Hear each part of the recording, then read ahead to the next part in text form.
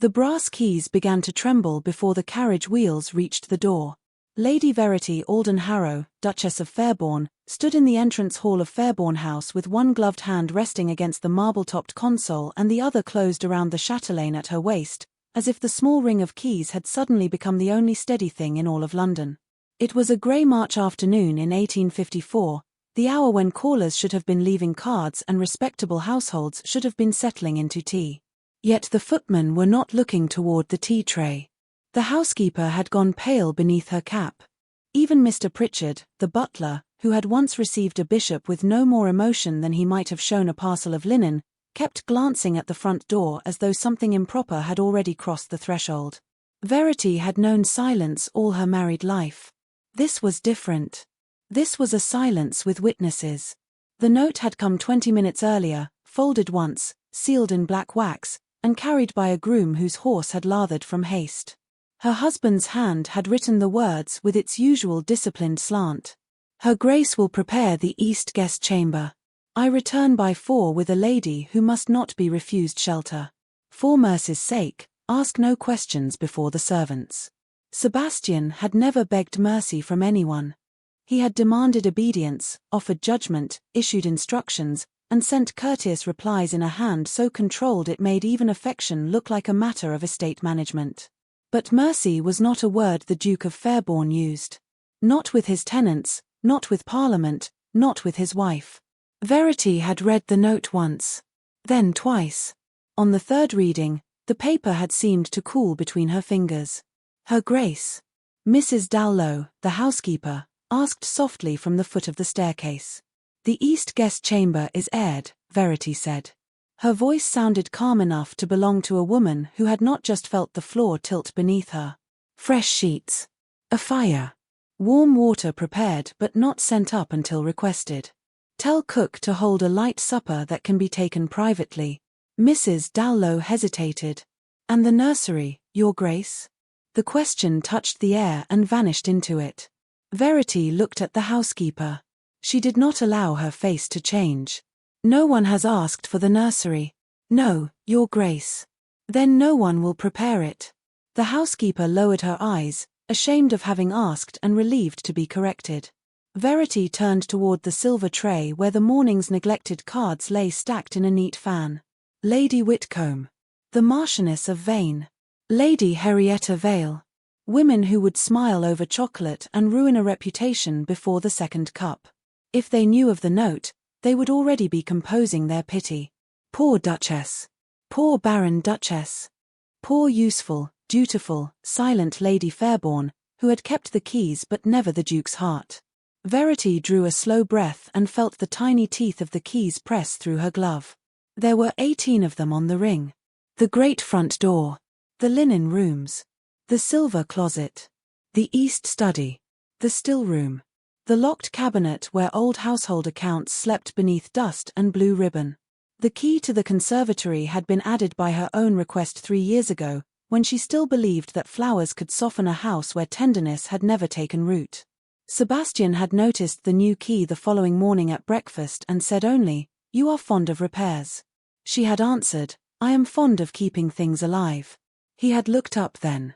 Just for a moment. Long enough for a foolish young wife to imagine she had reached something beneath the Duke. Then a footman had entered with letters, and Sebastian had returned to his correspondence. That had been their marriage. A glance interrupted. A sentence unfinished.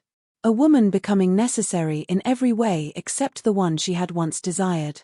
"Shall I say you are not at home, Your Grace, if there are callers after this?" Mr. Pritchard asked. Verity looked toward the high fanlight above the door, where the London sky pressed dull and colourless against the glass. "No. You will say nothing that has not occurred. His Grace is returning with a guest. That is all." "Yes, Your Grace." "And Mr. Pritchard." He stilled. "No whisper reaches the servants' hall before it reaches me." His expression tightened with respect. "It won't, Your Grace. In any other house, that might have been loyalty. In Fairborne House, it was discipline." Verity had earned it not through warmth alone, though she had never been cruel, but through exactness. She knew which scullery maid sent coins home to a widowed mother in York. She knew which footman's younger brother needed placement. She knew the price of coal, the temper of the second cook, the weakness in the back staircase railing, the tenants whose roofs had leaked through 2 winters because the estate steward had been too frightened of Sebastian to press the matter. Verity pressed matters. Quietly. Persistently. Without ever being thanked. Her mother had once told her that a duchess must not need gratitude.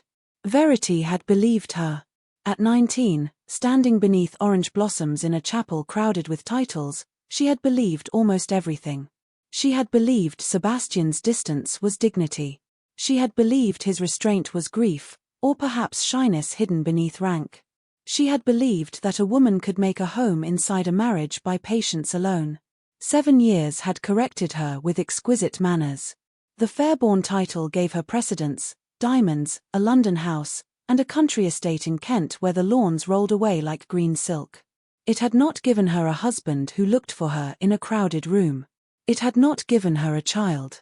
It had not given her the right to ask why the East guest chamber must be prepared for a lady who could not be refused. Somewhere beyond the door, a horse snorted. The sound travelled through the hall like a warning. Mrs. Dallow's hands tightened around her household book.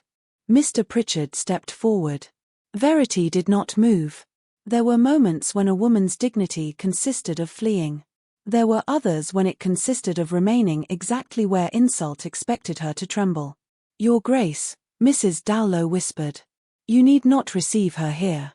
Verity's gaze stayed on the door. "This is my house." The words surprised her. Not because they were false, but because she had said them aloud. Fairborne House had belonged to Harrow men for 2 centuries.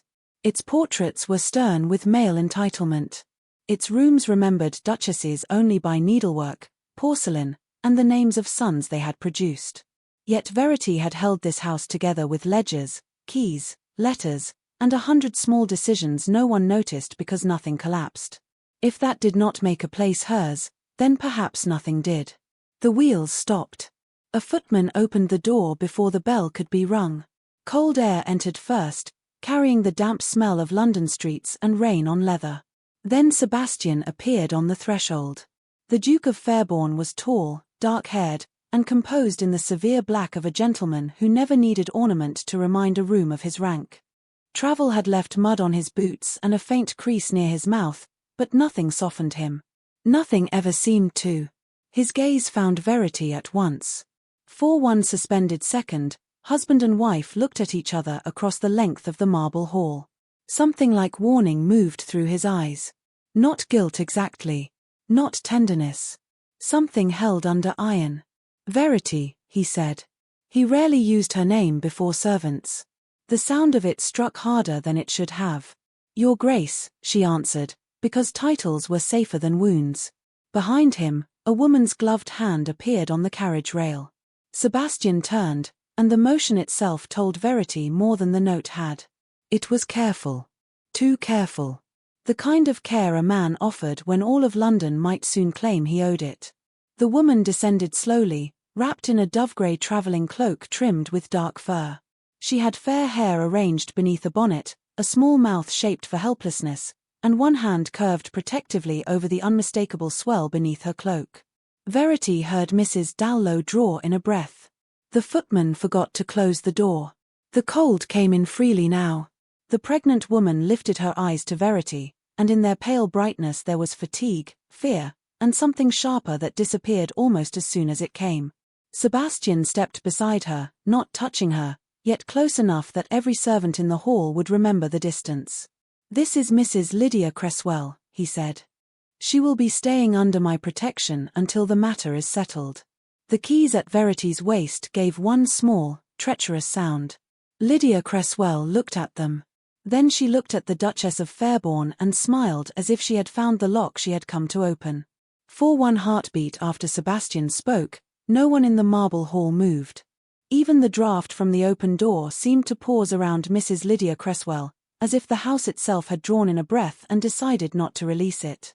Verity looked at the woman's hand where it rested over the curve beneath her cloak. She looked next at Sebastian's face. There were many things a wife might ask in such a moment. "How long had you known? Why here? Why before the servants? Why was I warned by note instead of truth? Yet every question would become a gift to the watching house, and Verity had not survived 7 years as Duchess of Fairborne by feeding servants with her wounds. "Mr. Pritchard," she said. The butler stepped forward with visible relief at having an order to obey. "Close the door. Mrs. Dallow, the east guest chamber is prepared." "Yes, Your Grace." "Then Mrs. Cresswell may be shown there. Have a fire built higher. Send up warm water, tea, broth, and dry towels. Her maid may take the adjoining dressing room if she has one." Lydia's eyelashes lowered. "I have no maid with me, Your Grace." Her voice was soft enough to make accusation sound like modesty. There was no time. Verity inclined her head. "Then my second maid will assist you until other arrangements can be made." A faint flicker crossed Lydia's face. It was gone before anyone but Verity could have seen it. "You are very kind. I am practical." Sebastian's gaze moved to her. The small correction had struck him. "Good. Let it." Lydia swayed then, not enough to fall, only enough for a footman to step forward and for Sebastian's hand to lift. He stopped himself before touching her. Verity noticed that restraint. She also noticed that he had considered it. The two observations settled into different places inside her, and neither was gentle. "Mrs. Cresswell," Sebastian said, his voice lower now, "you should rest." "Of course." Lydia looked past Verity toward the staircase, then toward the east corridor with a certainty that no stranger should possess. "The rooms beyond the blue sitting room, I believe?" Mrs. Dallow's mouth tightened. Mr. Pritchard stared ahead. Verity heard the mistake as clearly as if Lydia had dropped a glass on the marble. The east guest chamber was beyond the blue sitting room. It was not a fact known to women arriving in desperation. It was a fact known to women who had been told the arrangement of the house, or who had studied it with interest before setting foot inside. Sebastian heard it too. His eyes sharpened, but Lydia placed one gloved hand against her temple. "Forgive me. His Grace must have mentioned it during the journey. I'm so tired that I hardly know what I'm saying." "Tiredness is best answered by rest," Verity said. "Mrs. Dallow will show you up." Lydia did not move. Her gaze returned to the keys hanging at Verity's waist. "How fortunate," she said with a fragile smile. "So many doors must open now." The words landed delicately. That made them worse.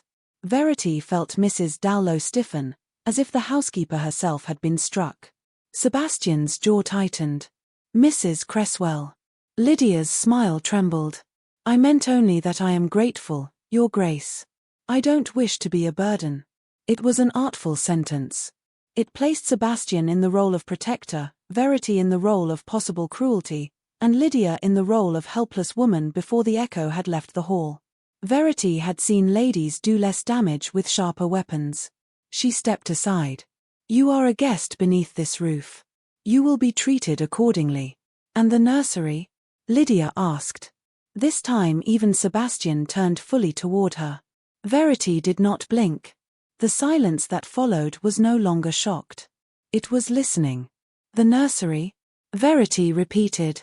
Lydia drew a small breath. Her hand pressed more firmly to her middle. "I only wondered whether it is still in the east wing. His Grace spoke once of a nursery with morning light. It sounded very pretty." Sebastian's expression changed by the smallest degree. A man who did not know him might have missed it. A wife who had studied him across years of long dining tables did not. He had not spoken of the nursery to this woman during the journey. He was discovering something and concealing the discovery at the same instant. "No nursery has been requested," Verity said. "No nursery will be prepared." Lydia's eyes filled at once. Not with tears that fell. That would have been too coarse. They shone just enough to make every male servant in the hall look away in discomfort. "Of course. I shouldn't have spoken. It's only that one thinks foolish things in my condition." Verity turned to Mrs. Dallow. "Please escort Mrs. Cresswell upstairs." This time Lydia obeyed. She moved slowly, with one hand on the rail and Mrs. Dallow beside her. Her grey cloak whispered over the stair runner. Halfway up, she glanced back. Not at Sebastian. At Verity. There was no helplessness in that glance. There was measurement. When she had disappeared above, the hall seemed larger and colder. Mr. Pritchard dismissed the footman with a look. The door closed. The sound was final enough to be mistaken for safety. Sebastian removed his gloves with careful precision, finger by finger. Verity. Your Grace. Not here. He looked toward the servants withdrawing into disciplined invisibility. Then where would you prefer to explain why a pregnant woman who knows the way to the East Guest Chamber has been brought into my house under your protection? His eyes flashed at the phrase my house. He deserved to hear it. The morning room, he said. Verity walked there first. She did not hurry. A duchess did not flee from her own questions. The morning room faced the small rear garden, where rain had silvered the bare branches and darkened the gravel path. It was the least formal room on the ground floor, though nothing in Fairborne House had ever learned true intimacy. Sebastian shut the door behind them but did not come nearer. He stood beside the mantel, his posture rigid, one hand braced against the carved stone. Verity remained near the window. Distance had long been the most honest thing between them. She was under my protection before our marriage, he said. That is the phrase you used in the hall. It is the truth. A convenient kind of truth rarely travels alone. A muscle moved in his cheek. She was my mistress. The arrangement ended before I offered for you. The room did not change. The rain did not stop. Yet something inside Verity went very still, as if a door she had not known was open had closed at last. I see. I should have told you. Yes. He looked at her then, and for the first time since entering the house, his composure faltered. Not enough for apology. Enough for discomfort. I believed it irrelevant. To whom? He had no answer that would not condemn him. That, at least, showed sense. Verity folded her hands before her. The keys pressed against her wrist. Is the child yours? Sebastian's breath left him slowly. She claims it may be. That was not my question. I have not touched Lydia Cresswell since before our wedding. The words came hard, as if dragged over pride. I swear that to you. Verity wanted to believe him. That was the humiliation beneath the greater one. Not that he had brought the woman here. Not that servants had watched. Not even that society would laugh behind lace fans and call her barren with pity sweetened by malice. The worst of it was that some part of her still reached toward his oath as if it might warm her. She turned her face slightly toward the rain. Then why bring her here? She wrote that she was in danger. That she had nowhere respectable to go. That if I refused her, she would be driven into ruin, and the child with her. And you believed the only respectable shelter in England was your wife's house. His voice sharpened. I could not leave a pregnant woman without protection. No. You chose not to leave her without protection. Verity faced him fully. You chose to leave me without warning. The words struck more cleanly than anger would have. Sebastian looked down. I handled it badly. You handled it privately. That is not the same thing. He took one step toward her, then stopped when she did not move. I need time to settle the matter. Quietly. If society learns she is here before I know the truth, there will be gossip enough to injure everyone. Everyone. Verity smiled faintly. It felt like ice learning the shape of her mouth. How generous a word. Verity, don't make this harder than it must be. There it was. The plea disguised as command. The old habit of men who believed peace meant a woman swallowing the blade cleanly. What would you have me do? She asked. For the present, receive her with civility. Allow the house to appear orderly. I will not permit her to insult you. You already permitted her to enter. She will not have your rooms. How noble. His face darkened with shame or temper. Perhaps both. She will not have your jewels, your place at table, your name, or any authority in this house. But she may have my silence. He looked at her then, truly looked, and something in his expression shifted. He had expected pain. Perhaps even tears. He had not expected her to understand the bargain so quickly. Verity touched the key ring once, not for comfort now, but to remind herself of its weight. I will send for a midwife, she said. A reputable one. Mrs. Cresswell will be given food, fire, linen, and attendance. No woman carrying a child will be denied care beneath a roof I govern. Sebastian's shoulders eased. Only slightly. Too soon. Thank you. Do not thank me yet. His gaze narrowed. Verity's voice remained even. Mercy is not surrender. If she lies, I will know. If she is frightened, I will not be cruel. If you ask me to perform forgiveness for the convenience of your name, I will refuse. For a moment, neither of them spoke. Beyond the door, footsteps crossed overhead, soft and deliberate, moving toward the east guest chamber as if claiming distance by inches. Sebastian heard them too. There are matters you do not understand, he said. Then you should have explained them before bringing them to my door. The color drained from his expression, leaving only the severe lines that had once made London call him formidable. Verity had once mistaken that severity for strength. Now she wondered whether it had merely been fear trained into elegance. I will dine in my sitting room tonight, she said. You may attend to your guest. She is not my guest in that sense. No. She is your consequence. Sebastian flinched. It was small, but it was real. Verity moved toward the door. Her hand was already on the knob when his voice stopped her. Verity. She waited.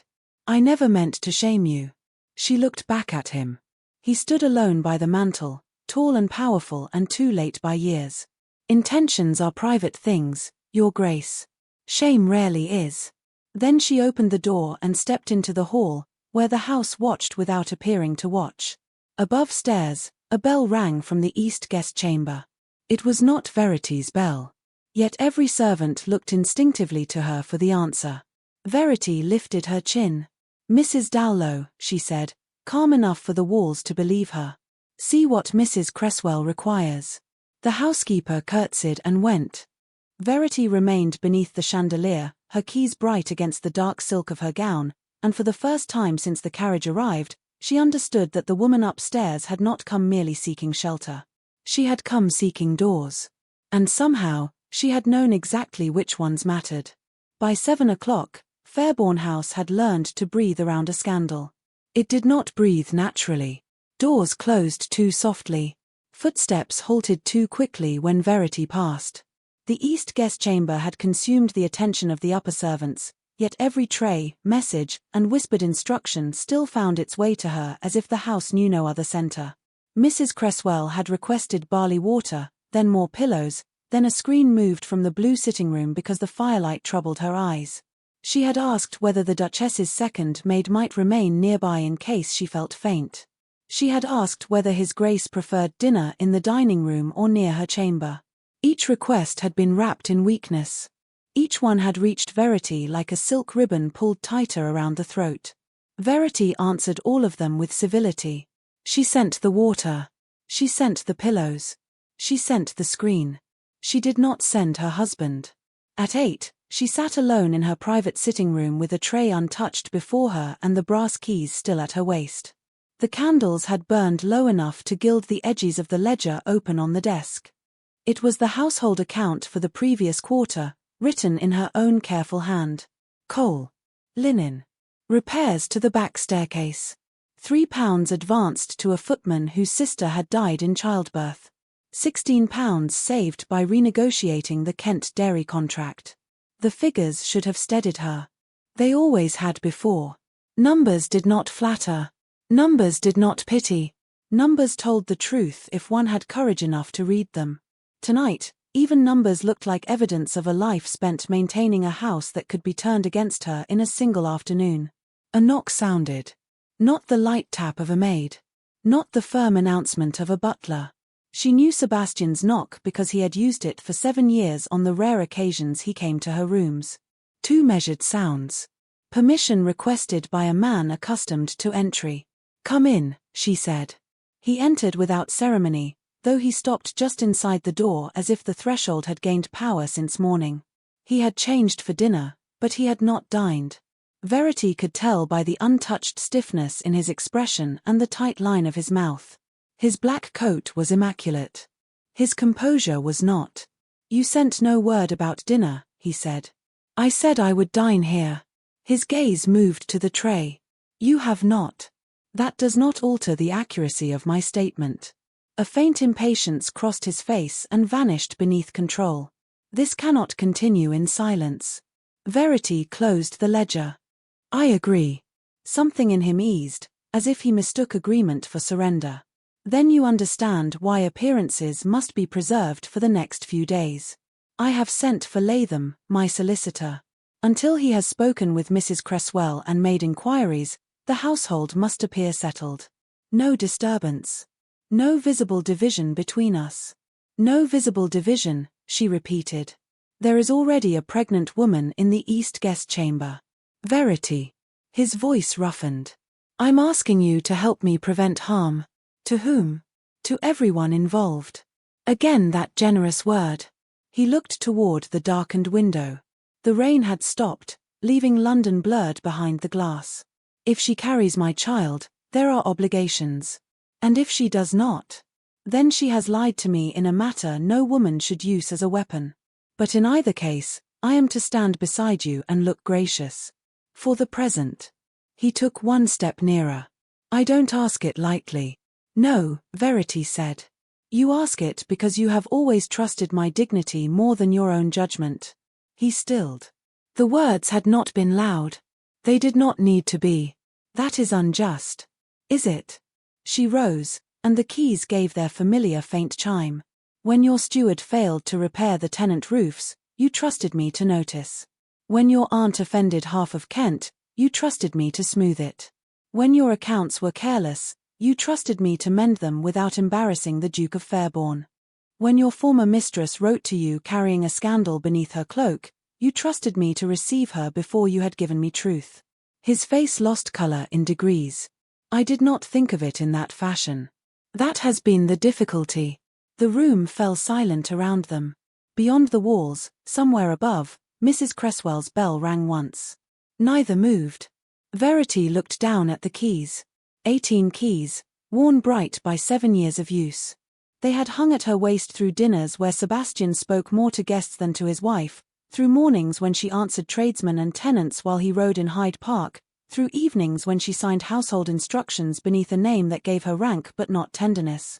She had mistaken the weight for authority. Now she understood it as labor. What are you doing? Sebastian asked. Verity unfastened the chatelaine. The little chain resisted the silk of her gown before coming free. The sound of metal against her glove was small, but Sebastian heard it as if it were a verdict. Verity. You require the house to appear settled. You have a guest to shelter, a scandal to quiet, servants to instruct, rooms to govern, and doors to open. She held out the keys. You will have need of these more than I. He did not take them. His hand remained at his side. Do not make a gesture of this. This is not a gesture. It is an answer. You cannot mean to leave. I have sent a note to Lady Marybelle. She will receive me in Bloomsbury. His control cracked. Your aunt's house? Tonight? Yes.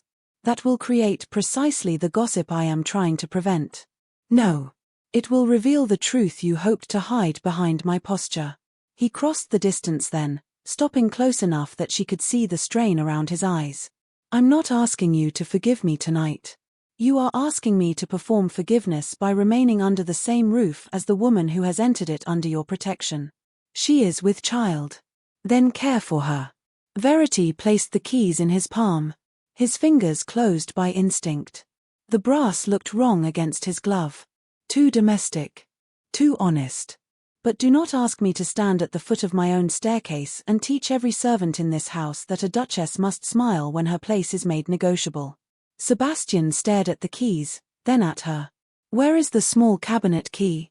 Verity's heart gave one hard beat. Trust him to notice what everyone else would miss. With me. Why? Because some things in this house still contain what belongs to me. His gaze sharpened, but she had already turned away. Her valise was modest because she had packed it that afternoon while the house obeyed Mrs. Cresswell's bell. One traveling gown. A nightdress. Gloves. Correspondence. The rosewood writing box with its missing key tucked inside her reticule. She had not taken jewels. She had not taken silver. She had not taken revenge. Only proof that she had been more than an ornament here. Mrs. Dallow waited in the corridor, pale and silent beside the maid who held Verity's cloak. Mr. Pritchard stood near the entrance hall with the stillness of a man trying not to grieve in service. No one asked a question. That kindness nearly undid her. Sebastian followed her down the staircase. Not close enough to stop her. Close enough for every servant to know he had failed to persuade her. At the foot of the stairs, Lydia's door opened above. A pale face appeared in the corridor. "Your Grace," she called softly. Both Duke and Duchess turned. Lydia's hand went to her throat. "I heard movement. Is something wrong?" Verity looked up at her.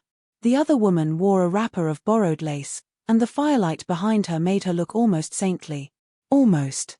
"Nothing that need trouble you, Mrs. Cresswell." Lydia's gaze slipped to Sebastian's closed hand, where the keys had begun to show between his fingers. Understanding moved across her face before she could hide it. Not surprise. Satisfaction. Verity saw it. So did Sebastian. His hand tightened around the keys until the metal clicked. Verity drew her cloak around her shoulders. "Mrs. Dallow, see that Mrs. Cresswell is attended. Mr. Pritchard, my carriage. It is ready, Your Grace."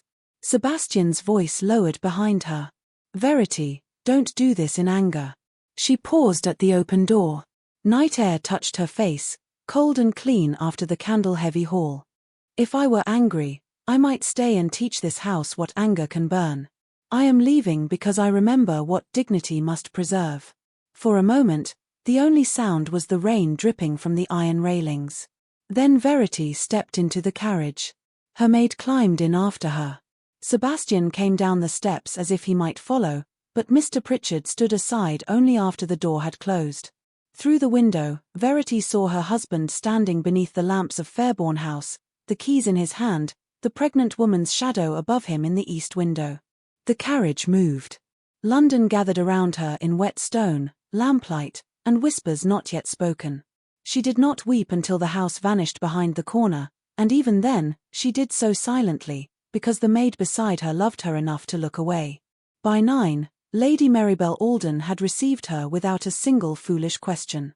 By 10, Sebastian had been refused a private audience in Bloomsbury and allowed only Lady Marybelle's formal message that her Grace was safe, attended, and not receiving.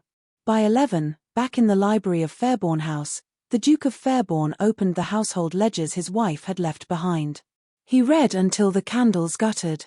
With every page, the house he thought he owned became a place she had saved. And upstairs, behind the east guest chamber door, Mrs. Lydia Cresswell rang her bell again. By morning, Fairborne House had discovered that a duchess could leave and still be everywhere. Her absence lay on the breakfast table where no one had corrected the placement of the correspondence. It stood in the linen room where Mrs. Dallow found 3 maids arguing in whispers over which sheets were proper for a guest whose position no one dared name. It waited in the kitchen, where cook had prepared broth for Mrs. Cresswell but forgotten the Duke's coffee because every ordinary habit of the house had depended upon Verity noticing what others missed. Sebastian stood in the library with the household ledger open before him and the brass keys on the desk beside it. They looked accusatory in the morning light. He had not slept. At dawn, he had sent a note to Latham, his solicitor, instructing him to make discreet inquiries into Mrs. Lydia Cresswell's circumstances, her medical attendant, and any recent connection to Lord Oswin Vale. At 7:30, he had read 3 months of Verity's accounts and found, not the pleasant order he had always assumed, but the quiet record of rescue. She had settled a coal dispute before the servants suffered for it. She had delayed a London modiste's bill to pay for emergency repairs at Briarcombe Park. She had written twice to his steward in Kent about leaking tenant roofs, then travelled there herself when no answer came. She had reduced household expenses without dismissing a single servant. She had saved his dignity so often that dignity had begun to look like his natural possession. It was not. It had been hers, lent to him without thanks. "Your Grace." Mr. Pritchard appeared at the library door with a silver tray. Upon it lay 3 visiting cards and 1 folded note. Sebastian looked up. The butler's expression was correct, but not empty. In 20 years of service, Pritchard had probably seen enough ducal folly to fill a parish register. He had never before been required to pretend that a pregnant former mistress in the East Wing was ordinary. "Who has called?" Sebastian asked. Lady Whitcomb's footman left a card. The Marchioness of Vane's carriage stopped but did not wait. Lady Henrietta Vale sent a note. Vale. The name struck him cleanly. Sebastian picked up the note. Henrietta was Lord Oswyn's sister, a woman whose sweetness in public was so constant that he had long ago learned to distrust it. Her message was brief, concerned, and poisonous. She had heard that dear Mrs. Cresswell was unwell and hoped her Grace was bearing the unusual strain with Christian patience. How did she hear? Sebastian asked. Pritchard did not blink. I could not say, Your Grace. That meant the butler had thoughts and would die before offering them without invitation. Sebastian set the note down. No callers are to be received. Yes, Your Grace. And Mrs. Cresswell is not to send cards, notes, or verbal messages without my knowledge. Pritchard's gaze flicked, almost imperceptibly, toward the tray. I believe a few notes may already have been entrusted to the hall boy, Your Grace. The library chilled around Sebastian. Bring him to me. 5 minutes later, a terrified boy of 14 stood before him, cap crushed between both hands, while Pritchard placed 2 unsealed calling cards on the desk. Mrs. Lydia Cresswell, beneath the protection of His Grace the Duke of Fairborne. The wording was not accidental. It was a match dropped into dry silk. Sebastian's hand closed slowly around one card. Who instructed you to deliver these? The boy swallowed. Mrs. Cresswell's lady, Your Grace. Only she doesn't have a lady, so it was her own self, and she said it was an errand of mercy. Sebastian heard Verity's voice from the night before. Mercy is not surrender. He placed the card down with great care. You will deliver nothing from the East Wing unless Mr. Pritchard gives it to you. You are not in trouble, but you will obey exactly. Yes, Your Grace. When the boy fled, Pritchard remained. Send Mrs. Dallow to me, Sebastian said. The housekeeper arrived with her keys, her household book, and a face that had aged 10 years since yesterday. Mrs. Cresswell is not to enter her Grace's sitting room, bedchamber, dressing room, writing room, or the conservatory, Sebastian said. She is not to be shown any jewels, letters, private cabinets, household ledgers, or estate correspondence. If she requests them, you will refuse in my name. Mrs. Dallow's relief was visible enough to become dangerous. She lowered her head. Yes, Your Grace. Has she asked? The silence answered first. She inquired whether her Grace kept a jewel case in the green dressing room. She said she wished to understand the family pieces, should the child have a claim one day. Sebastian went still. Did she use those words? Yes, Your Grace. A child could have a claim to pity, to maintenance, perhaps, if the facts proved what Lydia claimed.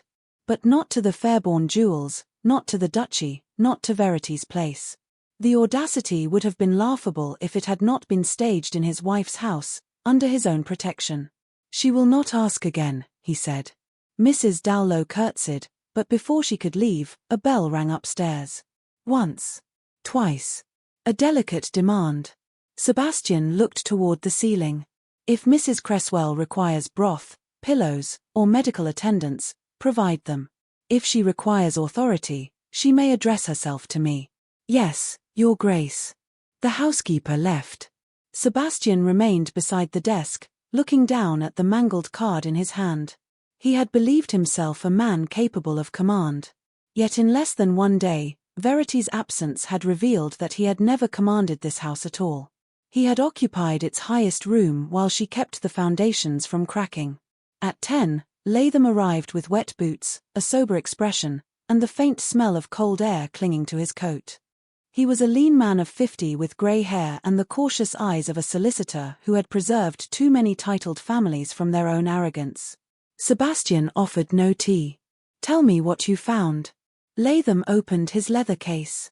Very little that is clean, Your Grace. Proceed. Mrs. Cresswell lived in rented rooms off Half Moon Street until 3 weeks ago. The rent was not paid in her name. It was paid through a manservant attached to Lord Oswin Vale. Sebastian's jaw tightened. Oswin. There is more. Mrs. Cresswell gave the name of a physician in her letter to you.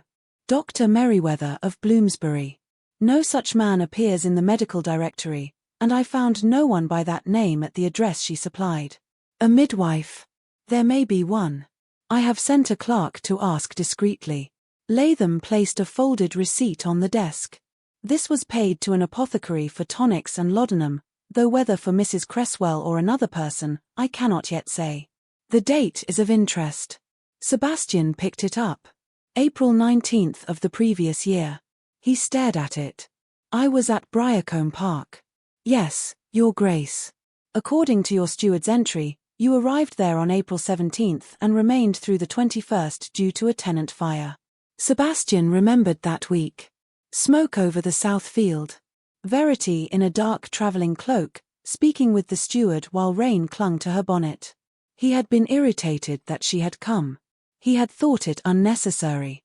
Later that evening, she had sat across from him at dinner, hands reddened from cold because she had spent hours arranging blankets for tenant families. That had been the night she asked if the old nursery roof should be repaired before winter damp worsened the plaster. He had answered that there was time. There had always been time, until there was none. If Mrs. Cresswell believes the child was conceived near that date, Latham said carefully, then the claim requires examination. No, Sebastian set the receipt down. It requires truth. A knock came. Pritchard entered with visible reluctance. Mrs. Cresswell asks whether your Grace will attend her.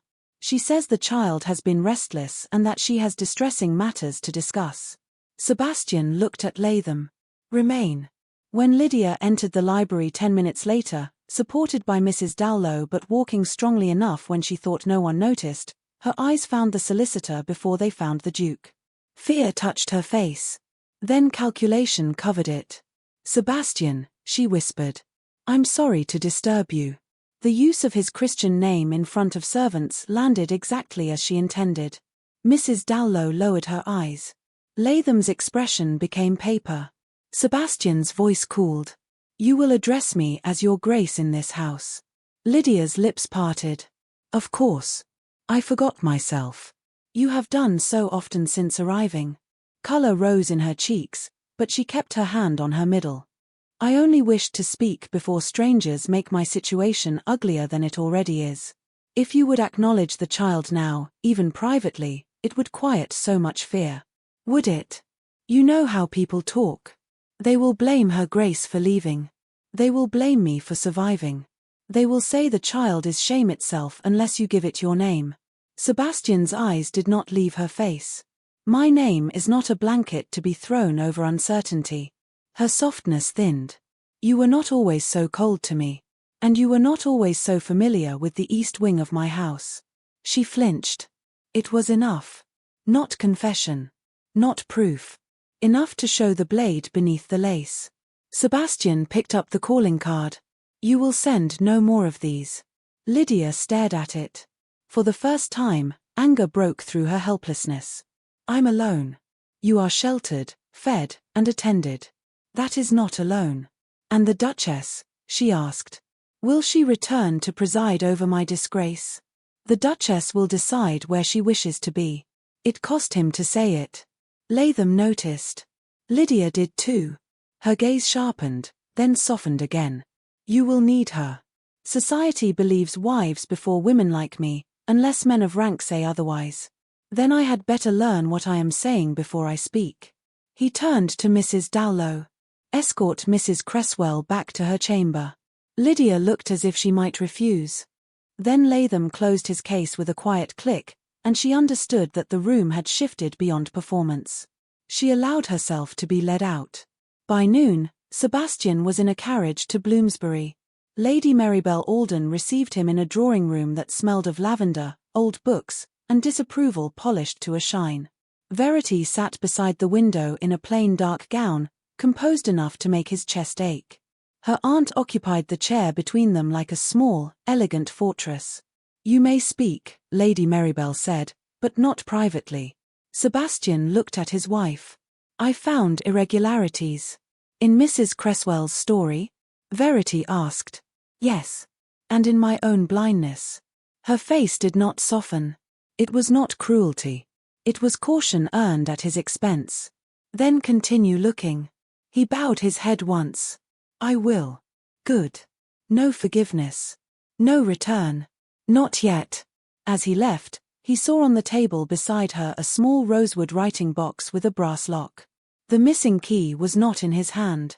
It was with her. For the first time since she had placed the others in his palm, Sebastian understood that Verity had not left him empty-handed. She had left him exactly enough weight to know what he had lost. By Thursday evening, London knew enough to be dangerous.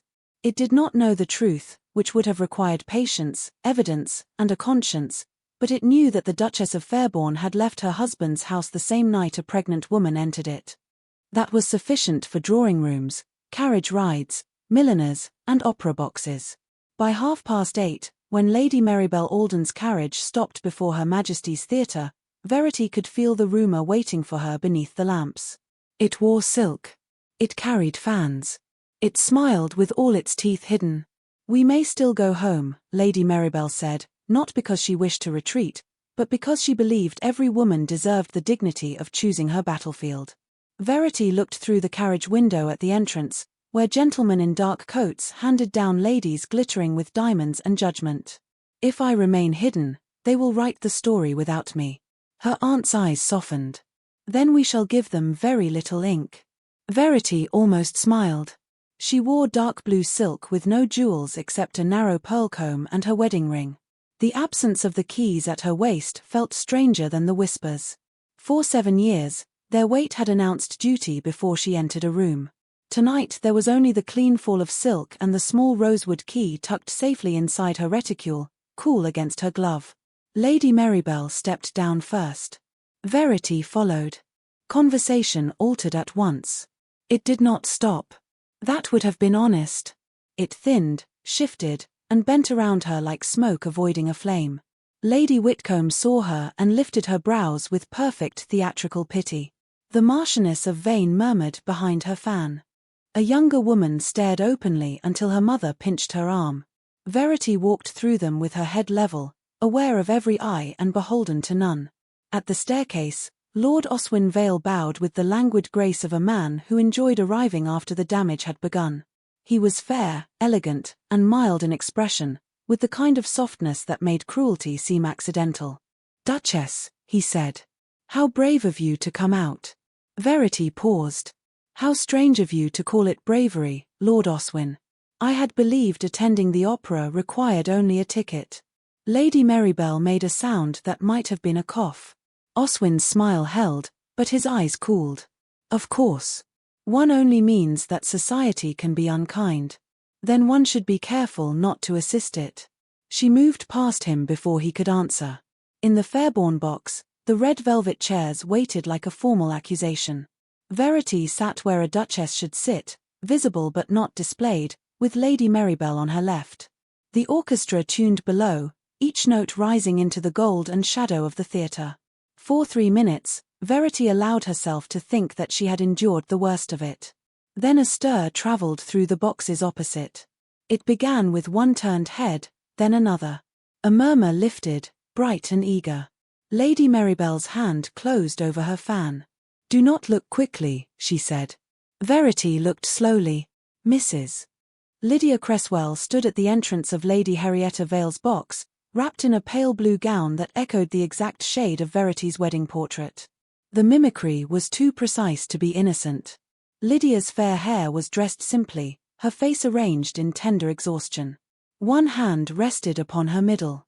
Beside her, Lady Henrietta hovered with public concern and private triumph.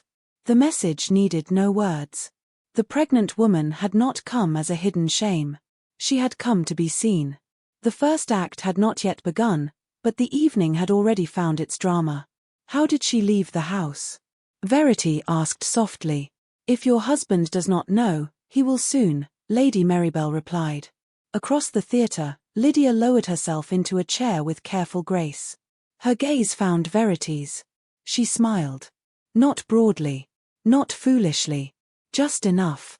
It was a needle drawn through silk. A woman behind Verity whispered, "Poor Duchess. No heir, and now this." Another voice answered, "Men do what they must for a line." Verity kept her face still. She had learned years ago that the cruelest words were often spoken by women who feared becoming the next example. The music began, but the audience had divided its attention between the stage and the scandal. Verity heard very little of the singers. She heard fans snapping open. She heard skirts shifting as women leaned toward one another. She heard, from somewhere behind, the word barren shaped with pity enough to make it respectable. Lady Marybell's spine went rigid. Verity placed one hand over her aunt's wrist. "No, I could ruin at least 3 of them before the interval. You would enjoy it too much. I would consider that a virtue." This time, Verity did smile. It lasted only a second, but it saved something in her. Then the door of the Fairborne box opened. The air changed before Sebastian spoke. He entered in black evening dress, bareheaded, composed, and grave. Every face within sight turned toward him. Across the theatre, Lydia leaned forward slightly, as if a thread had pulled her.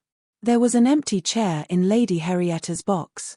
There was an empty chair beside Verity. London held its breath to see which wound the Duke would choose. Sebastian bowed first to Lady Marybell. "Lady Marybell. Your Grace," she said, with all the warmth of a February window. Then he looked at Verity. Not at the audience. Not at Lydia. At Verity. "May I sit beside my wife?" The question travelled no farther than the box, but something in his tone carried. Verity could refuse. Every nerve in her body knew it. Refusal would be clean, deserved, and satisfying for exactly 1 minute. Then London would call it proof that she was bitter, unstable, jealous, and unable to behave as a duchess. She looked at the man who had given her reasons for all those feelings and none of those performances. "You may sit, Your Grace." He took the chair beside her. Across the theatre, Lydia's smile faded. The reversal was small, but society noticed small things with a hunger usually reserved for inheritance. A ripple moved through the boxes. Sebastian did not look toward it. His gloved hand rested on the rail near Verity's, close enough that warmth might have crossed the inch between them if either had earned such mercy. "I did not know she meant to come," he said under cover of the music. "No one ever seems to know what Mrs. Cresswell means until she has done it." His jaw tightened. She left Fairborne House with Lady Henrietta's carriage. Mrs. Dallow believed she was resting. Mrs. Cresswell is often most fragile when doors are watching. That drew his gaze. For a moment, something like grim admiration crossed his face. Latham found more irregularities. "This is not the place." "No. But you should know I have not been idle." "Neither has she." Verity's eyes moved across the theatre. Lydia had turned her face toward Lady Henrietta, but her hand was at her throat, where a small garnet pin caught the candlelight. Verity had seen that pin before. Not on Lydia. On a miniature in Lady Marybell's sitting room, painted years ago of the late Lady Vale, Oswyn's mother, who had been famous for wearing square-cut garnets in old-fashioned settings. Verity's breath quieted. The detail slid into place beside the receipt, the false physician, the East Wing knowledge, and Oswyn's too smooth greeting on the stairs. "What is it?" Sebastian asked. She did not answer at once. The singer below held a note so pure that the theatre seemed briefly forgiven for all its sins. Then Verity said, "Mrs. Cresswell is wearing a Vale family jewel." Sebastian looked. His face did not change, but his hand closed slowly over the rail. "Are you certain?" "I am not certain enough to accuse. I am certain enough to remember." "Oswyn," he said, barely audible. "Perhaps. Or Lady Henrietta is generous with pregnant guests who know the layout of other people's houses." Sebastian's mouth tightened. It might have been anger. It might have been shame that Verity had seen the path before he did. The interval came, releasing the audience into movement. Lady Whitcomb entered the box almost at once, all lavender silk and sharpened concern. "Duchess, how admirable. I feared you might remain at home under the circumstances." Sebastian rose before Verity could answer. He did not raise his voice. He did not need to. Lady Whitcomb, her grace attends where she chooses. Circumstances do not diminish her place. The older woman flushed. Her eyes flicked to him, then to Verity, recalculating. Of course, Your Grace. I meant only sympathy. Verity looked at her. Then you may keep it until it learns better manners. Lady Marybell's fan hid her mouth. Lady Whitcomb retreated with a curtsy that nearly cracked. For the first time that evening, the whispers around Verity changed texture. They did not become kind. Society rarely moved so quickly toward virtue. But they became uncertain, and uncertainty was the first crack in cruelty. Sebastian sat again, but he did not look satisfied. That mattered. If he had expected gratitude for defending what he should never have endangered, she would have despised him. Instead, he looked as though each necessary word had shown him another old failure. Thank you, Verity said, because fairness was not forgiveness and she would not let pain make her unjust. He looked at her hand near his on the rail. For one suspended instant, his fingers moved as if he might cover hers. Then he stopped. The restraint struck her more deeply than touch would have. It was late, he said. Yes. The second act bell rang. Across the theatre, Lydia watched them, pale and still, the garnet at her throat burning like a secret poorly hidden. As Verity turned back toward the stage, an usher appeared at the rear of the box with a folded note on a silver tray. For Her Grace, he whispered. Sebastian reached for it, then stopped himself. Verity took the note. The hand was unfamiliar. The message contained one line. Ask His Grace where he was the night the child was conceived. The music began again, swelling bright and false beneath the chandeliers. Verity folded the note once and held it in her lap. Beside her, Sebastian had gone very still. The note remained folded in Verity's glove all the way from the opera to Bloomsbury, but its single sentence seemed to unfold inside the carriage again and again until it filled the narrow dark between husband and wife. Lady Marybell sat opposite them with her cane laid across her knees like a polished warning. Sebastian had insisted on accompanying them after the second act ended. Verity had allowed it, not because she wanted his protection, but because the words on the paper had made delay feel like cowardice. London rolled past in wet lamplight. Horses struck sparks from the stones. No one spoke until Lady Marybell's carriage stopped before her narrow, dignified house in Bedford Square. Inside, the drawing-room fire had been built high, and the old lavender scent of the room met Verity like a hand placed gently at the back. She did not sit at once. Sebastian stood near the hearth, rein on the shoulders of his evening coat, his face grave enough to frighten a less exhausted woman. Lady Marybell took the chair nearest the door and said, You may begin, Fairborne, but if you attempt to command my niece in my house, I shall ring for tea and make you wait through every cup. Sebastian bowed. I have no intention of commanding her. How refreshing. Continue. Verity placed the anonymous note on the small table between them. Where were you the night Mrs. Cresswell says the child was conceived? Sebastian looked down at the paper but did not touch it. She has not given me a clear night. Then give me the range. His jaw tightened. The old Sebastian would have objected to the form of the question. This one only answered it. Her letter implied the child was conceived in April of last year. Lady Marybell's eyes sharpened. Implied. A useful word for cowards and solicitors. Aunt. I include solicitors with affection. Sebastian did not smile. I was at Briarcombe Park from April 17th through the 21st. The steward's book confirms it. Several tenants can confirm it. Verity can confirm it. Verity felt the memory open with unwelcome clarity.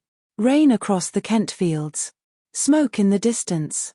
Sebastian standing beside a burned cottage, impatient with mud on his boots while she directed blankets and broth toward families who had lost almost everything. That evening they had dined alone at opposite ends of the long table. He had spoken of repairs. She had asked about the nursery roof, because damp had begun to mark the plaster. He had said there was time. There had always been time for everything except tenderness. Yes, she said. I remember. His eyes moved to her, and some pain crossed them before he mastered it. If her dates remain near those days, the claim cannot stand. Yet she was confident enough to enter my house, Verity said. Confidence is not proof. Nor is shame. The words struck him cleanly. He looked away. Lady Marybelle leaned back, but her attention did not soften. Tell her the rest. Sebastian's hand closed on the mantle. Lydia was my mistress before I married you. Verity held still. The admission was not new, but this was the first time he spoke it with no servant nearby, no immediate crisis to hide behind, and no softened phrase like protection to make the fact more tasteful. For how long? Less than a year. Did you love her? He looked at her then. No, it should not have mattered. It did. That made her despise the tender place in herself that still knew how to bleed. What did you give her when it ended? She asked. A house for 6 months. A yearly annuity. A letter making clear the arrangement was concluded before my marriage. Where is that letter? In my East study, or it should be. Should be, Lady Marybelle said. Another useful phrase. Sebastian accepted the rebuke in silence. Verity walked to the fire, not for warmth, but because standing still had begun to feel like surrender. Why did you not tell me? Pride. The answer came faster than she expected. Too fast to be invented. And cowardice. I told myself the past was dead because I had paid for it to be buried. I thought confession would injure you for no purpose. You thought my ignorance served peace. Yes. His voice lowered. I was wrong. Verity looked at him through the firelight. He was powerful enough to make half of London step aside, yet in that small drawing room, with an old woman watching and his wife asking for truth, power did not help him. The discovery should have satisfied her. It did not. She had never wanted to see him humiliated. She had wanted, foolishly and quietly, to be trusted before shame became a guest at her door. Have you touched her since our wedding? She asked. Sebastian went very still. No, do not answer as a duke. I'm answering as your husband. The contraction, rough and human in his mouth, startled her more than the oath. I have not touched Lydia Cresswell since before I stood beside you in the chapel. I swear it by my name, my title, and whatever honor I have left in your eyes. Lady Marybelle's face did not change, but she stopped tapping one finger against her cane. Verity looked down at the note. Then someone wants me to ask questions you can answer. Or questions that force my past into the open before we can prove the present. Lord Oswin? Sebastian's expression darkened. His name appears too often near her affairs. She wore a veil garnet tonight. I saw it after you told me. You should have seen it before. Yes. No defense. No irritation. Only the word. It altered the room more than an argument would have. Verity sat at last, not because she was comforted, but because her knees had remembered they were human. What happens now? Latham is examining her physician, her lodging, her accounts, and any connection to Oswin. I will not acknowledge the child. I will not allow her access to your rooms or papers. I will not ask you to return. He paused. I will ask permission to report what I learn. Lady Marybelle nodded once, as if he had finally spoken a language suitable for civilized company. Verity took the anonymous note and folded it again. You may report. With my aunt present. Of course. He looked as though he wanted to say more. Wanting did not give him the right. He bowed over Lady Marybelle's hand, then over Verity's, but he did not touch her fingers. When he left, the room seemed to loosen around the absence of his restraint. Lady Marybelle watched the closed door. He is either becoming wiser or suffering from the shock of being told no. Verity looked at the fire. Perhaps both. Good. Men of rank require 2 lessons where women require 1. Verity almost laughed. Instead she pressed the note flat against her palm. I believed him. Lady Marybelle's humor faded. That is not the same as forgiving him. I know. Remember it. The next morning, Sebastian returned to Fairborne House before breakfast and found Lydia already waiting in the small parlor near the east corridor, wrapped in a pale shawl and arranged beside the window like a portrait of injured virtue. She had chosen a room visible from the hall. Of course she had. Mrs. Dallow stood nearby, her face carefully blank. Your Grace, Lydia said. I heard you went out after the opera. I worried. That was unnecessary. Her eyes shone. Was Her Grace very angry? Her Grace was very clear. The answer unsettled her. She smoothed one hand over her shawl. I fear she misunderstands me. Everyone does. I am not trying to take anything from her. Sebastian looked at the chair she had chosen, the shawl she had draped, the faint trace of Verity's blue in her ribbon. Then you will find it easy to stop behaving as though you expect her life to be handed to you. Lydia's mouth parted. Mrs. Dallow looked at the floor. I don't deserve such cruelty. No. You deserve truth. Provide it. Color rose in Lydia's cheeks. I am with child. That should be truth enough to soften any decent heart. It softens mine toward the child. It does not blind me toward you. The door opened before she could answer. Latham entered with his leather case, sober as judgment. Sebastian had never been so glad to see a solicitor. Lydia's eyes darted toward the case. Am I to be questioned like a criminal? You are to be asked what you should have offered freely, Sebastian said.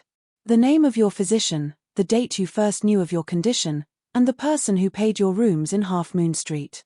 Her hand went to her throat, then stopped when she seemed to remember she was not wearing the garnet. I gave you Dr. Merriweather's name. Latham removed a paper from his case. No Dr. Merriweather practices at the Bloomsbury address you supplied, madam. Nor is he listed among licensed practitioners I have been able to locate. Lydia's face emptied for half a second. Then tears filled it. He must have moved. Within 2 days of writing your receipt. Latham asked gently. Sebastian watched her. The gentleness was a blade. Lydia turned to him instead. Sebastian, you know how frightening it is for a woman alone. I trusted names given to me. I was desperate. You will address me as Your Grace. Your Grace, she whispered, making the title sound like an injury. Latham continued. There is also the matter of a letter found in His Grace's East study this morning. It appears to be a copy of the conclusion of your former arrangement, but the final lines have been altered. Sebastian's attention sharpened. Altered how? Latham placed the paper on the table. The original, if we find it, may prove otherwise. This version suggests His Grace promised future protection for any child Mrs. Cresswell might bear. Lydia stood too quickly. I have been unwell. I should return upstairs. Sebastian looked at the paper. The handwriting resembled his own at first glance, but the rhythm was wrong. Too rounded. Too careful where his hand would have cut forward. You will remain available, he said. Lydia's tears vanished behind fear. You're letting her turn you against me. No, Sebastian said. I am letting evidence turn me toward the truth. After she left, Latham waited until her footsteps had faded. The false physician is not the only matter, Your Grace. A clerk found that the Half Moon Street rent was paid through Lord Oswin Vale's manservant. Sebastian stood over the altered letter, hearing Verity's voice again. Apology without truth only comforts the guilty. Find the original, he said. And find the midwife. Latham closed his case. I shall try. Do more than try. At the window, rain began again, thin and cold against the glass. Sebastian looked toward the east wing, then toward the staircase Verity had descended the night she left him the keys. For the first time in 7 years, he understood that finding the truth would not be enough. He would have to become the kind of man who should have told it sooner. Lady Whitcomb's dining room had been arranged for elegance, not mercy. 40 candles burned above the table, throwing gold across porcelain, crystal, and faces too carefully pleasant to be innocent. Verity sat halfway down the table with Lady Marybelle on her left and an elderly earl on her right who had spent the soup course discussing Roman coins because even dead emperors were safer than living scandal. Across the room, Sebastian occupied the place of honor near Lady Whitcomb, grave and watchful. He had arrived after Verity, not with her. That had been deliberate. So had the fact that he bowed to her first, before greeting the hostess. Small gestures moved faster through society than carriages, and every woman in the room had seen it. Lord Oswin Vale sat opposite Verity, his fair head bent toward Lady Henrietta, his expression mildly amused, as though the entire evening were a dull play he had funded and expected to improve. Verity had not meant to attend. Lady Whitcomb's invitation had arrived with such urgency and sweetness that refusal would have fed speculation. Sebastian had sent word through Lady Marybelle that he would not ask her to appear, but if she chose to do so, he would make certain she was not left undefended. The message had angered her less than it should have. Perhaps because he had used the word chose. Now, beneath chandeliers and painted ancestors, Verity understood that the evening had been set for a performance long before she entered the room. The first sign came with the fish course, when Lady Whitcomb leaned across Sebastian and said, in a voice meant to travel only as far as everyone, "How fortunate, Your Grace, that compassion still governs great houses. So many women in delicate condition have nowhere to turn." Sebastian's hand stilled beside his glass. "Compassion is not the same as confusion, Lady Whitcomb." Her smile flickered. "Naturally." Verity kept her eyes on her plate. She had learned that a woman did not always need to look at cruelty to know its shape. The second sign came when Lord Oswin raised his glass toward Sebastian. "To duty, Fairborne. It claims us all, whether we invite it or not." "Does it?" Sebastian asked. "I have often found men use duty to excuse choices they prefer not to name." The table quieted by degrees. Oswin's smile remained, but a hard brightness entered his eyes. A severe judgment. A necessary one. Lady Marybelle's fan opened with a soft snap. Verity felt, rather than saw, her aunt's approval. Then the door opened. The footman at the threshold looked stricken, which told Verity before she turned that he had been ordered to admit someone who should not be there. Mrs. Lydia Cresswell stood in the doorway wearing pale cream silk, one hand resting with practiced delicacy upon her middle. Beside her hovered Lady Henrietta Vale, flushed with the triumph of a woman pretending rescue while delivering a weapon. "Forgive me," Lydia said, soft enough to seem helpless and clear enough for every guest to hear. "Lady Henrietta insisted I should not dine alone, not when so many kind friends were gathered." No one moved. Even the candles seemed to hold themselves upright in surprise. Lady Whitcomb rose halfway from her chair, too late to appear innocent. "Mrs. Cresswell, we did not expect you." "No," Lydia said. Her gaze found Verity. "I'm accustomed to not being expected." The sentence entered the room like perfume poured over a stain. Some eyes turned toward Verity at once. Others, more skilled, waited half a second before doing the same. Sebastian stood. "Mrs. Cresswell, you should be resting." "I tried." Lydia placed a hand against the nearest chair. "But the child was restless, and I thought perhaps it sensed that its future was being discussed without it." A soft gasp came from the far end of the table. The elderly Earl beside Verity dropped his spoon. Verity looked at Lydia, and in that instant, pity and contempt warred inside her so sharply that the result was calm. Lydia was frightened. Verity could see that now. Not merely dramatic. Frightened. But fear had not made her truthful. Fear had made her dangerous. "Your future is not being discussed here," Sebastian said. His voice carried the full chill of his rank. "Nor is the child's." Lydia's eyes filled. "How can that be, Your Grace? Everyone knows what people are saying. Everyone knows what must be settled." Lady Whitcomb murmured, "Perhaps Mrs. Cresswell should sit." Sebastian did not look at the hostess. No, the word struck the table flat. Lydia's face paled, but Lord Oswin rose smoothly. "Surely, Fairborne, a chair is not a legal concession." Verity looked at him then. Too quickly. Too eager. His interruption had come not from compassion, but from alarm. Lydia saw him rise, and something in her shoulders loosened. That small easing told Verity more than any confession might have. Verity placed her wineglass down. The sound was slight. The room heard it. "Mrs. Cresswell," she said.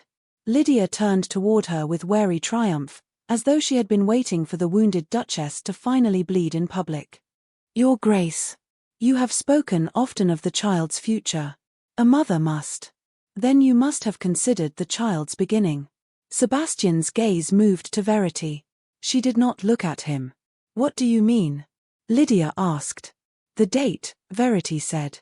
"The date on which you believe this child was conceived." The room went still in a way no command could have achieved. It was not silence now. It was hunger. Lydia's fingers tightened against the chair back. I don't see how such a private matter belongs at dinner. You introduced the child at dinner, Verity said gently. I merely ask that you bring the truth to the same table. Lady Marybell's fan stopped moving. Sebastian's face had gone utterly still. Lord Oswin gave a soft laugh. Duchess, surely this is indelicate. So is arriving uninvited to announce another woman's humiliation, Verity replied without raising her voice. The words did not snap. They settled. That made them harder to dismiss.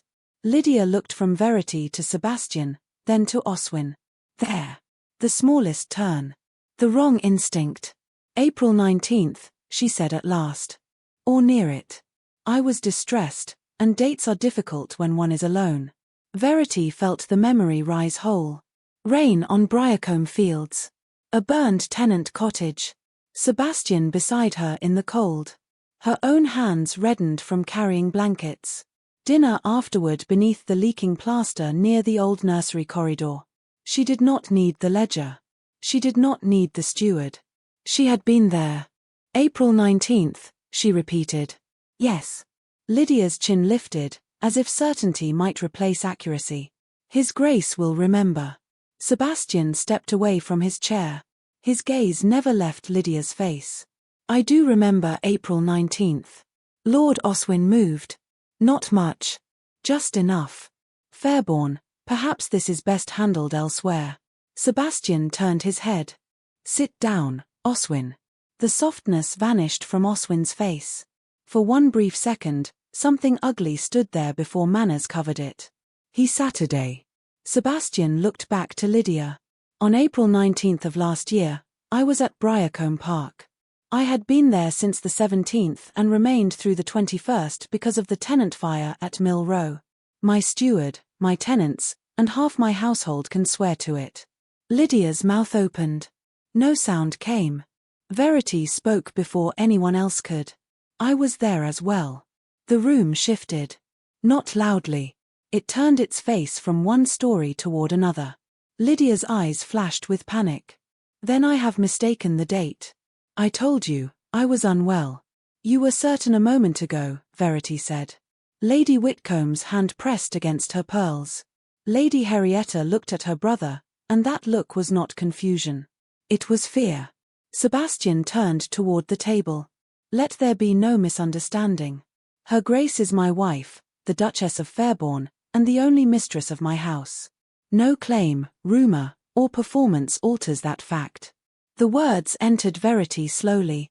She had imagined, in weaker years, what it might feel like to be defended by him before others.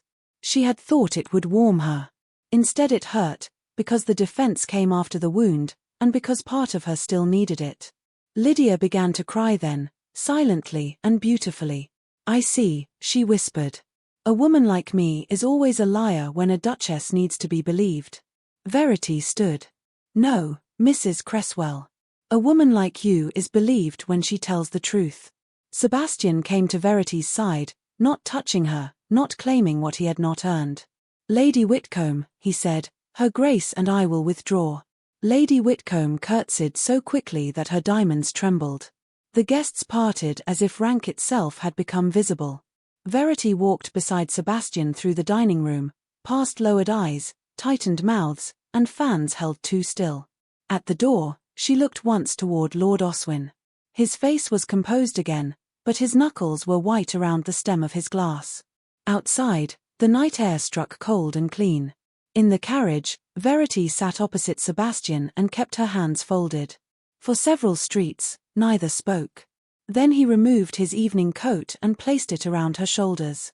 He did not touch her skin. He did not make tenderness into a claim. I should have stood sooner, he said. Verity looked out at the blurred lamps. Yes. The truth of it lay between them, painful and strangely steady. When the carriage reached Bedford Square, a footman from Lady Marybell's house was waiting with a message. His face was pale. Your Grace, he said to Verity, a note came while you were away. Verity took it. The handwriting was unfamiliar again, but the accusation inside was not subtle. By morning, London will know the Duchess paid a midwife to lie. She folded the paper and felt the evening's small victory sharpen into a new danger. Across from her, Sebastian held out his hand, not to take the note, but to ask. This time, Verity gave it to him. By dawn, the lie had learned to walk on better legs than truth. It arrived first in Lady Marybell's morning room, carried not by a villain with a dagger, but by a maid with a silver tray and a face full of apology. 3 notes lay upon it, each written by a different hand and each pretending concern with a skill only London society could make respectable. Lady Whitcomb regretted that she had heard distressing rumours about a midwife. The Marchioness of Vane prayed that dear Her Grace had not been driven by anguish into imprudence. Lady Henrietta Vale wrote nothing directly at all, which was more dangerous. She merely hoped the Duchess would not allow jealous persons to exploit the unfortunate vulnerability of a mother-to-be. Verity read them in order, then placed them in a neat stack beside the cold toast she had not touched. Efficient, Lady Marybell said from the opposite chair. I dislike cruelty, but one must admire the speed. Verity looked toward the window, where the square beyond the glass wore a thin morning mist. It is not speed. It was prepared. Her aunt's gaze sharpened. You believe the accusation existed before last night? Yes. Mrs. Cresswell came to Lady Whitcomb's dinner to force a public question. If she answered well, she became the wronged mother. If she answered badly, this letter was ready to make me the wronged woman who cheated. She touched the top note with one finger. Either way, I was meant to appear desperate. Lady Marybell's mouth tightened. My dear, a desperate woman would have overturned the soup tureen on Lady Whitcomb's head. You asked a date. Society prefers desperate women. They are easier to dismiss. Before Lady Marybell could answer, the front bell sounded. Not a timid pull. Not a social call. A summons. Minutes later, Sebastian stood in the doorway of the morning room with Mr. Latham behind him and rain darkening the brim of his hat. He looked as though the night had not ended for him. Verity rose. She did not offer her hand. He did not presume to take it. I have seen the letter, he said. Which one? He reached inside his coat and withdrew a folded page. The one they intended to circulate. Lady Marybell extended a hand.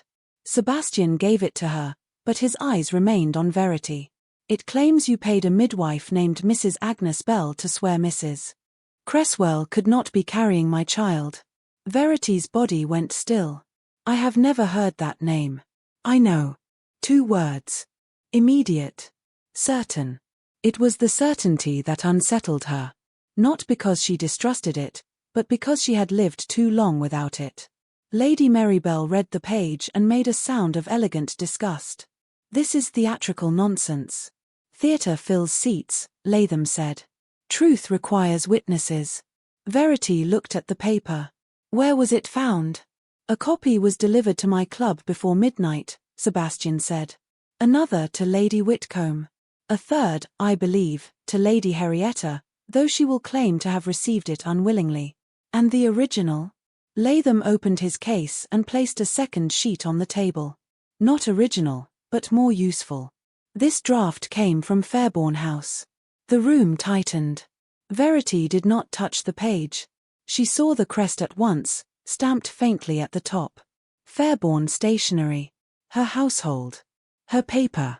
Her husband's house turned into a weapon against her. Sebastian's face hardened as if he had heard the thought.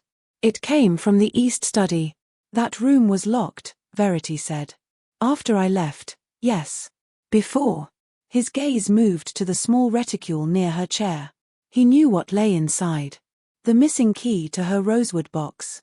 But the East Study key had been on the ring she left him. Mrs. Cresswell did not have my keys, he said. She had access to someone who made a copy, Verity answered. Latham nodded. The paper bears a pressure mark from the East Study writing slope. Whoever wrote it used that desk or had access to papers kept there. The ink is also from His Grace's cabinet. Lady Marybell leaned back. How industrious pregnancy has made her. Sebastian turned to Latham. The locksmith.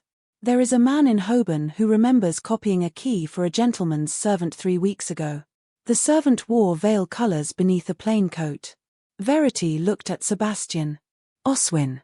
Or a man serving him. His voice was controlled, but the control had edges. I have sent word that Mrs. Cresswell is to be moved from the East Wing today. Moved where? To a respectable lodging near Cavendish Square, with Mrs. Dallow's niece as attendant and a matron recommended by Latham's wife. She will have comfort. She will not have access to your rooms, my papers, or my servants. Verity absorbed this. And if society calls it abandonment, then society will hear from me before it hears from her. You were advised not to speak. He looked at her then, and the rain-grey morning seemed to gather behind his eyes. I was advised to wait until gossip tired itself. I have spent 7 years allowing silence to appear dignified. It has not been kind to you. The words entered softly. That made them harder to defend against. Verity turned away first, not because she was moved beyond speech, but because she refused to let him see how near the old wound lay to the new one. Lady Marybelle tapped the forged letter once with her cane. Fairborne, public denial is useful only if it does not sound like a husband protecting his pride. It will not. Then what will it sound like? A duke correcting a falsehood against his duchess. Verity looked back. Your duchess? He accepted the rebuke without flinching. The Duchess of Fairborne. A woman whose name I endangered and will not allow others to soil for my convenience. Lady Marybelle's expression softened by the smallest possible measure, which from her was nearly applause. By noon, the first correction had gone out. Not a pleading note. Not an emotional defense. A formal message, written in Sebastian's hand and carried by his own men to the houses that mattered. His Grace the Duke of Fairborne rejects as false and malicious any suggestion that Her Grace the Duchess of Fairborne has approached, bribed, threatened, or instructed any midwife concerning Mrs. Lydia Cresswell. Any person repeating this claim will be understood to do so with knowledge that His Grace has denied it. The language was cold. That was why it worked. It did not ask society to love Verity. It warned society to fear being wrong.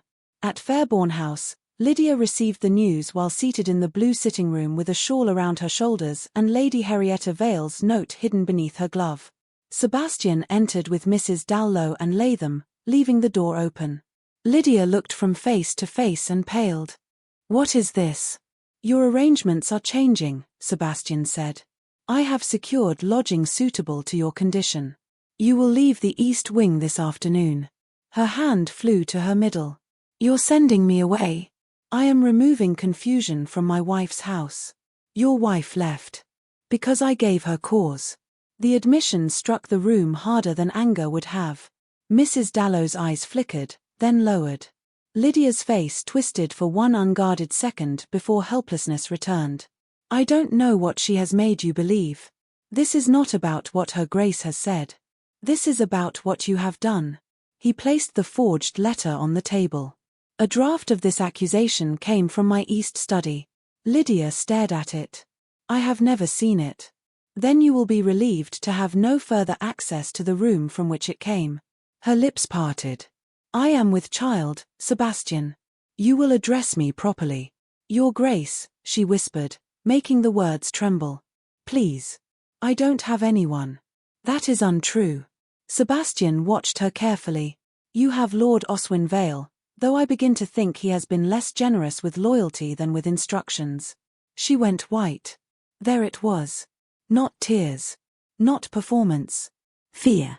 Oswin has nothing to do with this. I did not name him as the author. You implied it. And you defended him. Silence. Latham made a small note. The scratch of his pencil seemed to frighten Lydia more than Sebastian's voice. I will not be turned into the villain of your marriage, she said suddenly. I came because you owed me protection. I owed you honesty, perhaps. Provision, if need were proven. I did not owe you my wife's place, my household paper, or her humiliation. Lydia stood too quickly, one hand gripping the chair. Mrs. Dallow stepped forward, but Sebastian raised a hand to stop her. Not cruelly. Carefully. You will not be mistreated, he said. A carriage will be ready within the hour. A midwife of sound reputation will attend you. Your food, lodging, and care will be paid for until the matter is settled. But you will not remain here. Lydia looked toward the staircase as if calculating what might still be seized before departure. My things are in the east chamber. Mrs. Dallow will pack them. I can pack for myself. No, the word was quiet. Final. For the first time since entering Fairborne House, Lydia seemed to understand that the doors had begun closing. She left with Mrs. Dallow, walking more firmly than she had arrived. Sebastian waited until her footsteps faded before turning to Latham. Find the midwife named in that letter. If she exists, Latham said. Especially if she does not. That evening, in Bloomsbury, Verity received a sealed packet. Inside were copies of Sebastian's public denial, Latham's report on the copied key, and a short note in Sebastian's own hand. I will not ask you to return to a house made unsafe by my judgment. I have removed Mrs. Cresswell from the East Wing. I have denied the accusation publicly. I have begun too late, but I have begun. Verity read the note twice. Lady Marybelle pretended not to watch. Well? Her aunt asked at last. Verity folded the page with care. He is learning the difference between protecting his name and protecting mine. A useful distinction. A painful one. Her hand moved to the reticule beside her chair, where the small rosewood key still rested. For the first time, she wondered whether the box it opened contained more than private proof of her own life. Perhaps it held the next door. And perhaps, when opened, it would show them who had been walking through Fairborne House long before Lydia arrived. The rosewood box had been Verity's wedding gift to herself, though no one at Fairborne House had ever known it. It was small enough to rest upon her lap and plain enough to be overlooked by anyone searching for diamonds, with a brass lock darkened by age and a faint scratch across the lid where a careless footman had once set down a candlestick too quickly. To Verity, it had always felt more honest than the jewel case Sebastian gave her after their first month of marriage. Jewels were meant to be seen. This box was meant to keep what no one cared to notice. On Friday afternoon, it sat between husband and wife on Lady Marybelle's writing table while rain tapped lightly against the windows of the Bloomsbury drawing room. Lady Marybelle occupied her usual chair near the hearth, knitting something narrow and severe that looked unlikely to comfort any living creature. Mr. Latham stood beside the mantel with his leather case under one arm. Sebastian remained opposite Verity, close enough to see the box, far enough to make clear he would not touch it until invited. That restraint mattered more than she wished it did. You asked what was inside, Verity said. I asked why you kept the key. Those are not the same question. Sebastian inclined his head. No, they aren't. The correction, spoken without pride, loosened something in the room.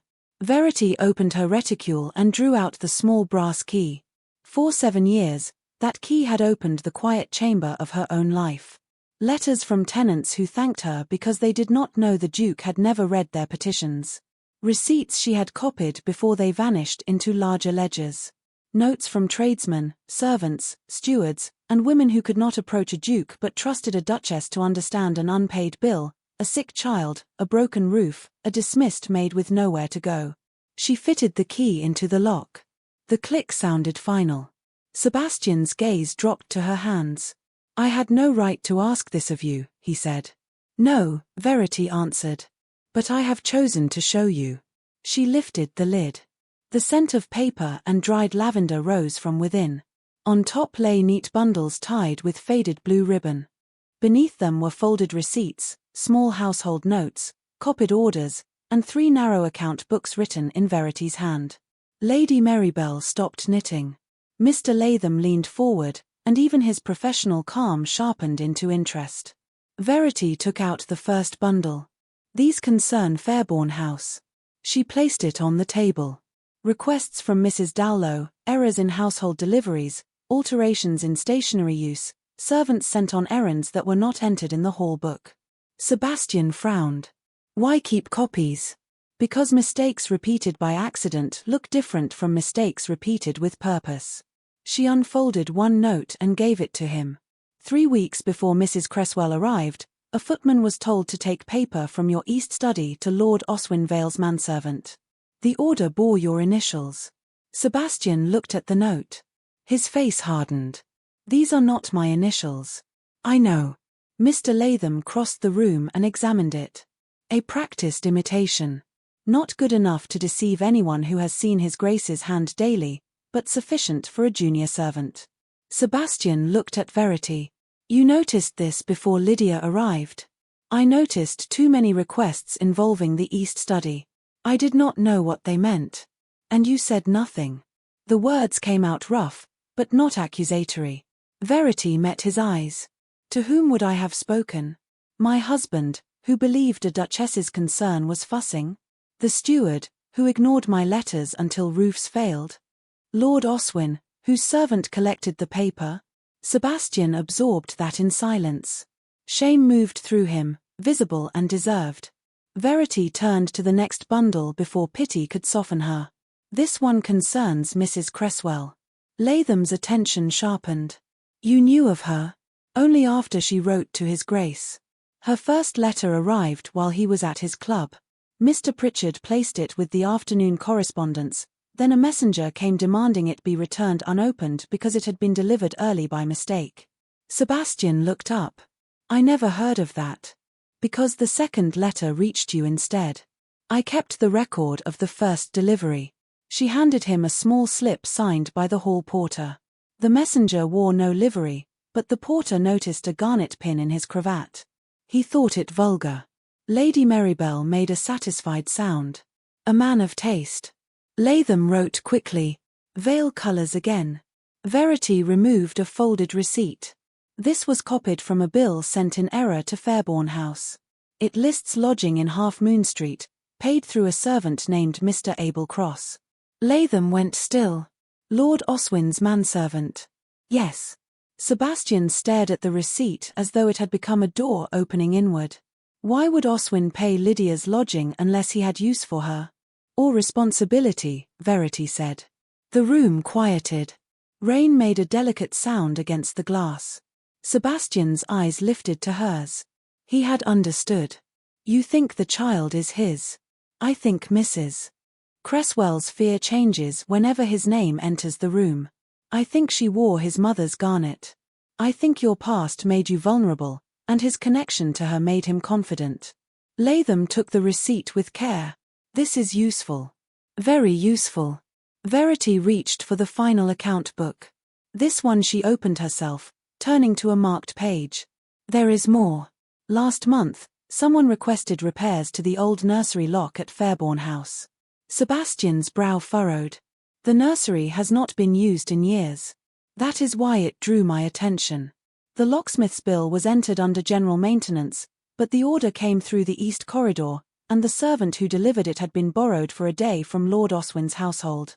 Sebastian's hand closed slowly on the edge of the table. The nursery. Mrs. Cresswell knew of it before arriving. She asked about it in the hall. She knew where the east guest chamber was. She knew what place in the house would wound me most. Verity's voice remained even, but the words cost more than she allowed her face to show. Sebastian saw it anyway. His expression altered, and for a moment the Duke vanished, leaving only the man who had failed to stand between his wife and a carefully chosen cruelty. Verity, he said quietly. She closed the account book. Do not apologize yet. I was not going to. That surprised her. What were you going to say? That you were not silent because you were weak. His voice was low. You were silent because you were listening while I was too proud to hear. The room seemed to hold that sentence. Lady Marybelle's needles resumed their motion, slower now. Latham pretended interest in the receipt. Verity looked down at the open box, because looking at Sebastian had become suddenly less safe than evidence. I left because I would not be reduced to the injury done to me, she said. Not by Lydia. Not by society. Not by you. You were right to leave. The answer came at once. And I was wrong to make leaving necessary. She had wanted that admission. Hearing it did not repair the wound. It only proved that the wound had a witness. Verity gathered the papers into 3 piles. Mr. Latham, you may copy these, but the originals remain with me. Of course, Your Grace. Sebastian did not object. That, too, mattered. What do you want done? he asked. Not what should be done. Not what he would do. What she wanted. Verity looked at him then. I want the truth established before any public confrontation. I want Mrs. Cresswell treated with decency, because whatever she has done, the child has done nothing. I want Lord Oswin watched. And I want no decision made in my name unless I make it. Agreed. Do not agree quickly because you feel guilty. I'm agreeing because you're right.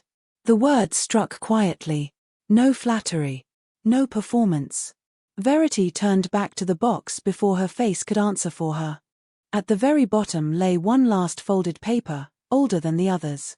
She had not meant to show it, but Sebastian saw the edge of his own name written in her younger hand. What is that? He asked. Verity closed her fingers over it. A letter I never sent. His gaze softened with a grief he had not earned the right to display. To me. To the man I hoped you might become. The silence after that was almost unbearable. Then Latham cleared his throat with mercy disguised as professionalism. Your Grace, with these papers, I believe we may approach the nursery next. If a packet was hidden there, as seems possible, we should secure it before Lord Oswin removes it. Verity locked the box. Then we do it carefully. Sebastian nodded. I will arrange it. No, she slid the key back into her reticule. We will arrange it. I will return to Fairborne House once, as a witness. Not as a wife restored to her place. Sebastian bowed his head. As you choose. Outside, the rain stopped. In the small hush that followed, Verity felt the shape of the next door before it opened. This time, she would not hand anyone the key. On Saturday morning, Verity returned to Fairborne House by agreement and not by surrender. That distinction mattered enough that she wrote it twice in her own hand before she left Bloomsbury. Lady Marybelle rode beside her, wrapped in dark velvet and scepticism. Mr. Latham followed in a second carriage with two clerks, both plain-faced men who looked as if they had been born to witness foolishness without blinking. Sebastian had sent no grand carriage, no flowers, no sentimental note asking her to remember happier days that had never properly existed. He had sent only a formal assurance that Mrs. Cresswell was no longer in residence, that Mrs. Dowlow would be present, and that no room would be opened without Verity's consent. It was the first invitation he had ever made to her that contained no command hidden beneath courtesy. The house looked unchanged when the carriage stopped before it. The same lamps flanked the door. The same stone steps gleamed after rain. The same fanlight held the pale London morning above the entrance. Yet Verity felt, as her footman handed her down, that she was entering a place that had been altered by absence. Or perhaps she had been altered enough to see it differently. Sebastian waited in the hall without gloves, hat, or any sign that he had mistaken her visit for a return. The brass keys lay on a small table beside him. He had not put them in his pocket. He had not placed them back upon the hook where servants might expect them. He had set them where she could see them and decide what they meant. Your Grace, he said. Your Grace, Verity answered. The servants in the hall did not move, but their stillness trembled with attention. Lady Marybelle looked at the keys, then at Sebastian. A wise man does not display trophies he hasn't won. Sebastian lowered his head. They are not trophies. Good. Continue behaving as if you know that. Verity almost smiled. Almost. They went not to the library, where Sebastian's rank would have sat too heavily among the ledgers and dark leather, but to the smaller morning room overlooking the rear garden. Mrs. Dowlow stood near the sideboard. Mr. Latham placed his case upon the table. No door was closed until Lady Marybelle seated herself with a clear view of it. Verity noticed. Sebastian noticed that she noticed. Before we discuss the nursery, Verity said, there are terms. Sebastian did not sit. Name them. All meetings concerning Mrs. Cresswell, Lord Oswin, the child, or my reputation will be witnessed by Lady Marybelle, Mr. Latham, or another person of my choosing. Agreed. You will not request a private conversation unless I offer one. Agreed. You will not ask me to return to this house as your wife before the truth is made public. His face tightened, but he answered at once. Agreed. You will not make forgiveness part of your defense. He looked at her then, and the pain in his eyes was quiet enough to be dangerous. I won't. The contraction landed with more humility than any polished vow. Verity looked down at her gloved hands. And there is one practical matter. If scandal, pressure, or your family should make my position unsafe, I will not be dependent upon your mood or mercy. Mr. Latham opened his case. I have prepared a memorandum for trustees, Your Grace. Separate maintenance, secured pin money, and the right for Her Grace to reside apart with household allowance if she so chooses. It will need proper settlement language, but His Grace instructed me to draft it last night. Verity looked at Sebastian before she could stop herself. You instructed him? Yes. Before I asked. Yes. Why? His answer came slowly. Because the first time you left, you had to take dignity in your hands and walk out with it. If there is ever a second time, you should not have to wonder whether dignity can afford a carriage. Lady Marybelle grew very still. Mrs. Dowlow turned her face toward the window. Verity felt the words reach a place in her that had been starved of practical tenderness. It would have been easier if he had brought roses. Roses could be dismissed. This could not. I have not agreed to live apart forever, she said. No, I have not agreed to return. No, and I have not forgiven you. Sebastian bowed his head once. I know. Mr. Latham slid the memorandum across the table. Her Grace may read at leisure. Verity did not touch it yet. There is one more condition. Sebastian met her eyes. If the child were somehow proved yours, if all our evidence failed and Mrs. Cresswell told the truth in the end, what would you do? The room held its breath. This was not merely a question of scandal. It was a question of whether Sebastian's new humility depended on his innocence. He did not look away. I would acknowledge my fault publicly. I would make provision for the child in whatever lawful manner did not threaten what belongs to you by marriage settlement or to the title by inheritance. I would not ask you to remain with me. I would not allow anyone to call your leaving cruelty. Verity heard Lady Marybelle's cane stop against the floor. And Mrs. Cresswell, she asked. She would have care. Not a place above you. Not a claim to your rooms. Not my silence if she lied in other things. So you would confess your failure even if truth ruined you. His voice lowered. I already failed. The question is whether I will hide from it. Verity held his gaze longer than was safe. Then she looked away first, not in defeat, but in self-preservation. Very well. We may proceed.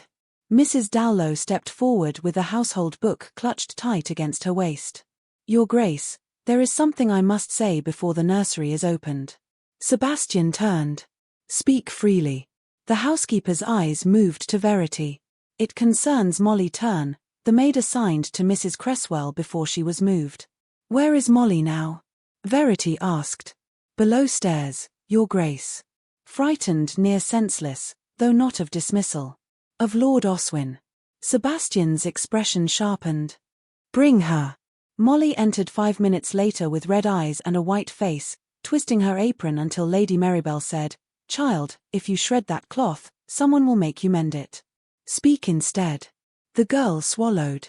Mrs. Cresswell sent me to fetch a packet from the old nursery 2 nights ago. She said it was her prayer book, but it weren't no prayer book. It was tied in brown ribbon, and there was writing on it. I couldn't read the words proper, only the name Vale. Did you bring it to her? Sebastian asked. No, Your Grace. The door was locked, and the key she gave me didn't fit. She was angry. Then a gentleman came to the back in trance near midnight. Mrs. Dowlow inhaled sharply. Molly. I know I should have told, Mrs. Dowlow, but he said if I talked, I'd lose my place, and my brother too. He wore a cloak, but I seen his hand when he gave Mrs. Cresswell a letter. He had a ring. Red stone. Like the pin she wore. Lord Oswin, Verity said. He said he was leaving soon, Molly whispered. For France, maybe. He said if she didn't get the packet, all of it would be for nothing. The room changed. Evidence was no longer waiting politely in papers. It was behind a locked nursery door, while the man connected to it prepared to cross the channel. Sebastian looked at Latham. Send to the docks. Dover, too. Quietly. If Lord Oswin seeks passage, I want word before he boards. At once. Latham signaled one clerk, who departed quickly. Sebastian turned back to Verity. We should open the nursery now. Yes. She rose, and so did he. They stood near enough for her to see the fatigue he had not allowed rank to conceal. His hand moved slightly, then stopped. May I? He asked. Not touching her hand. Only the edge of her glove where it rested near the chair back. Such a small request. Such an enormous difference from a man who had once placed a scandal beneath her roof and expected her to bear it. Verity looked at his hand, then at his face. Only the glove. His fingers touched the stitched edge, light as a question. Thank you, he said. Don't thank me for what you haven't earned yet. Then I will thank you for telling me the terms. She withdrew her hand, not sharply. He let her go at once. Together, with Lady Marybelle, Mrs. Dowlow, Latham, and the remaining clerk behind them, they walked toward the east wing. At the end of the corridor, the old nursery door waited beneath a film of dust that had not been disturbed evenly. Someone had touched the lock. Verity knew it before anyone spoke. Sebastian held out the ring of keys he had once received like a wound. Which one? He asked. Verity chose the narrow iron key herself. This door, at least, would open because she decided it should. The key turned with a reluctant scrape, as if the old nursery had grown accustomed to keeping its secrets. Verity felt the resistance through the metal and did not force it. She had learned, through 7 years of locked rooms and softer refusals, that pressure often told one more than surrender.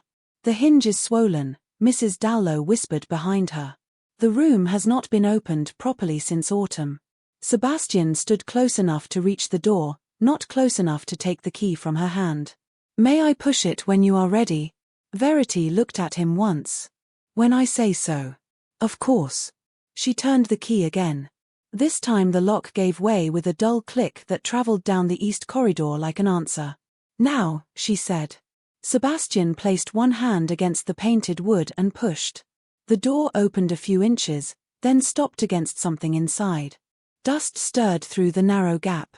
It smelled of old linen, cold plaster, and a childhood that had never arrived. Mrs. Dowlow pressed a hand to her mouth. Lady Marybelle's cane tapped once against the runner. Well, she said. If secrets wished to seem innocent, they would choose a less theatrical room. Sebastian pushed again, gently but firmly. Something scraped over the floor. The opening widened. Morning light fell across covered furniture, a rolled carpet, a small iron bedstead, and a painted rocking horse with one eye worn nearly blank. Verity had seen the room only twice in her marriage.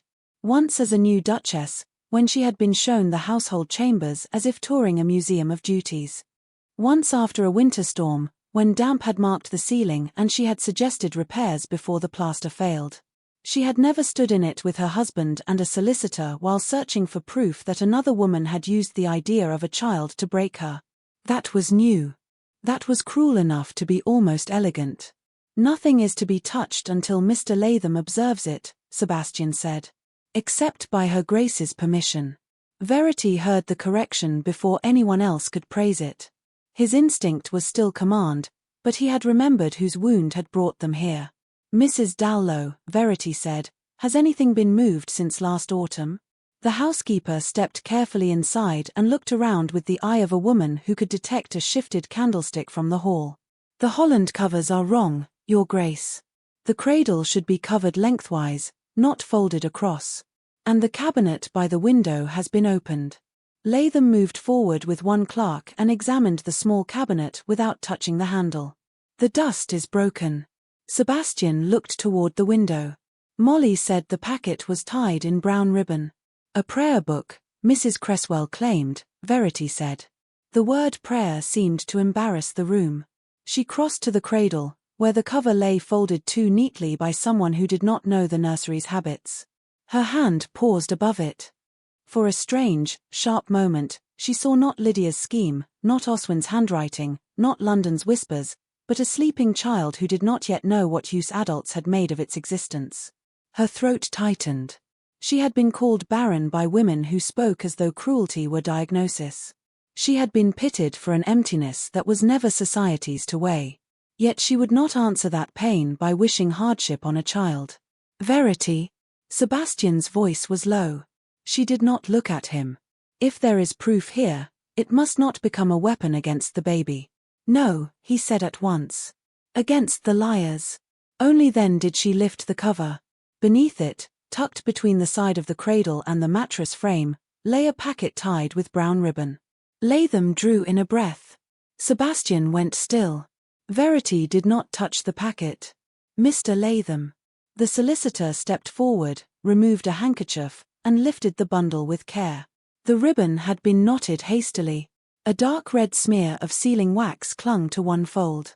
Latham set it upon the small table near the window and opened it under the eyes of everyone present.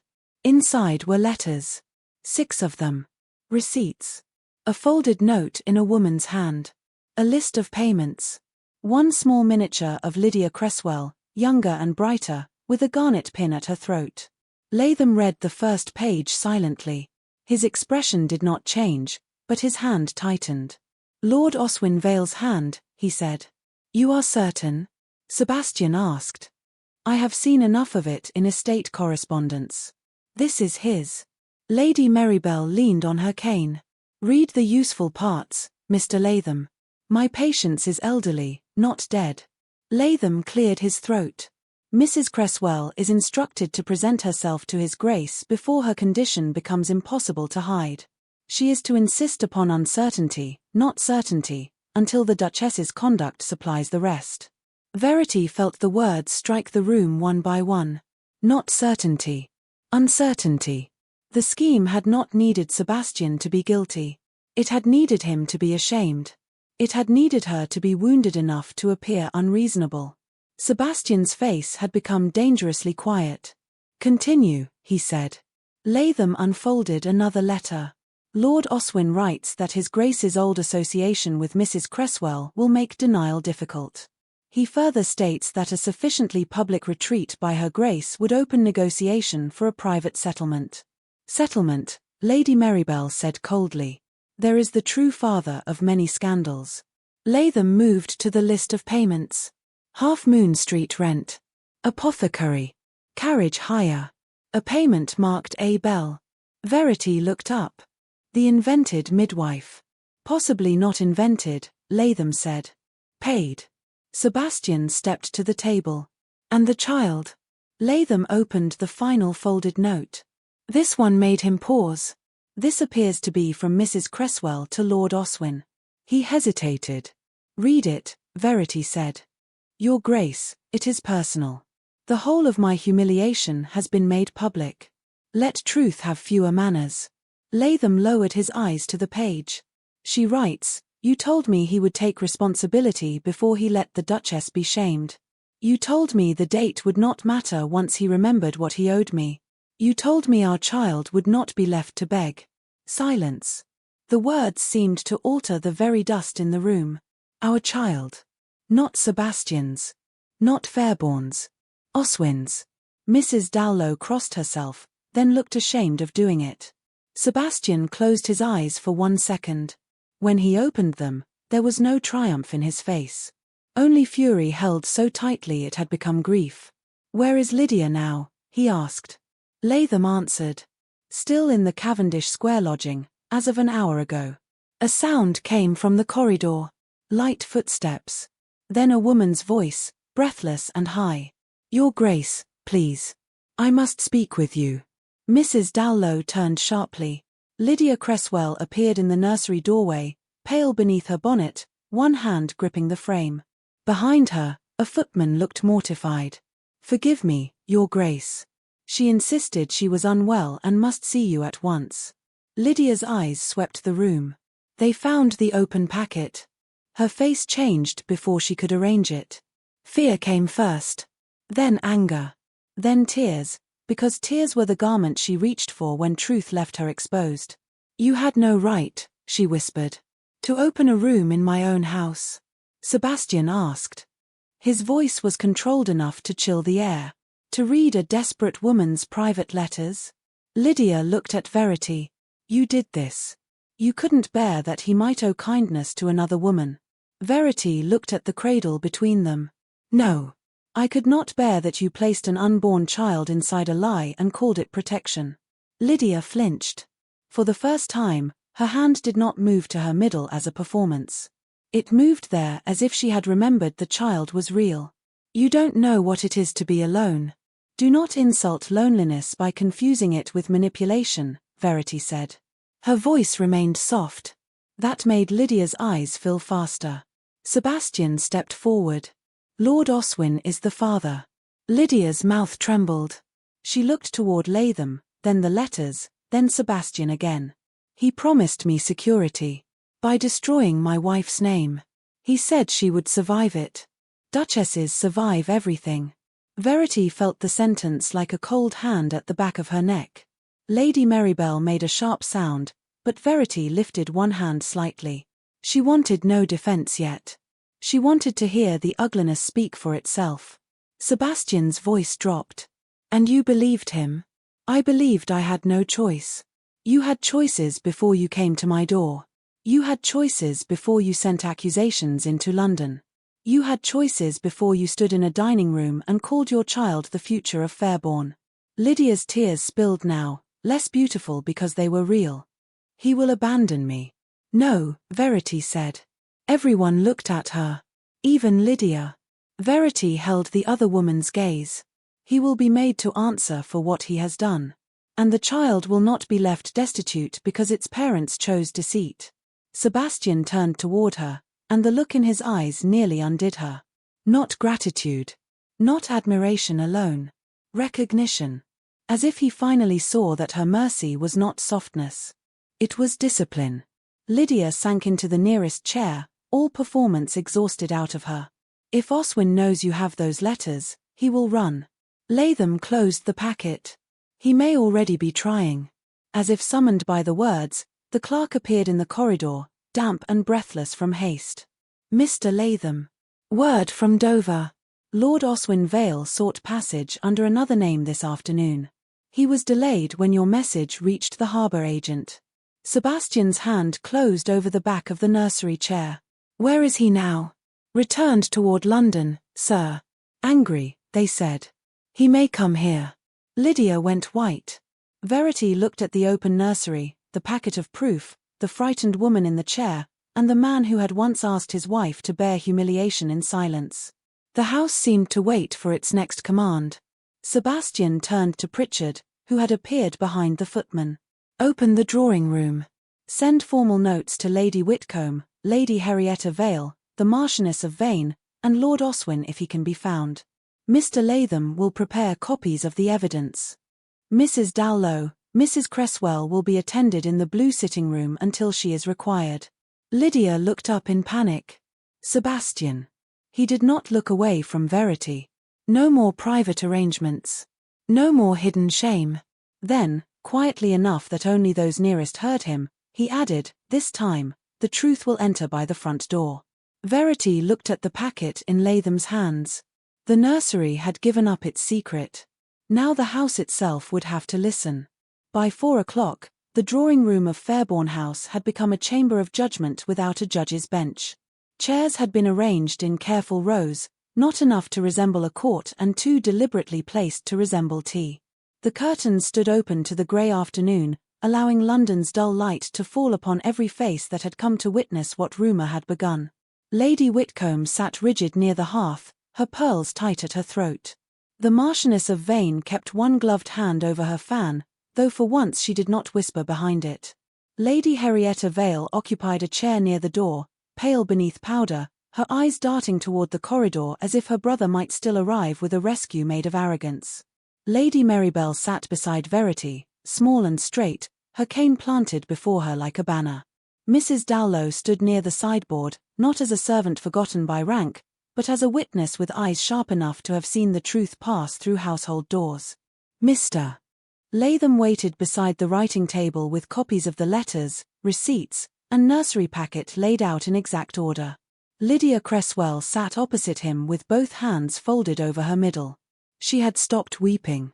Fear had stripped away the pretty softness from her face, leaving something younger, harder, and more tired. Verity stood near the window, not seated like an accused woman and not displayed like a wronged saint.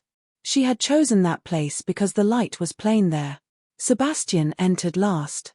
He did not take the largest chair. He did not stand before the mantel like a duke receiving petitioners. He crossed to the table where the brass keys lay and placed them in the center of the room, where everyone could see them. Their small metallic sound was quieter than a cough. It silenced every person present. Before Mr. Latham reads a single word, Sebastian said, "I will speak of what is already known." His voice was calm, but not cold. Coldness would have been easier. Mrs. Lydia Cresswell came to this house under my protection. I allowed her entrance.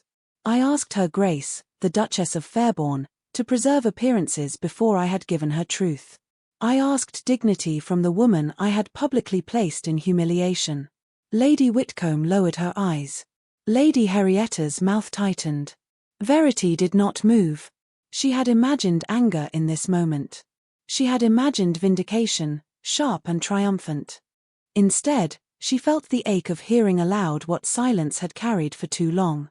Sebastian turned slightly, not toward her alone, but enough that every listener understood whom the words served.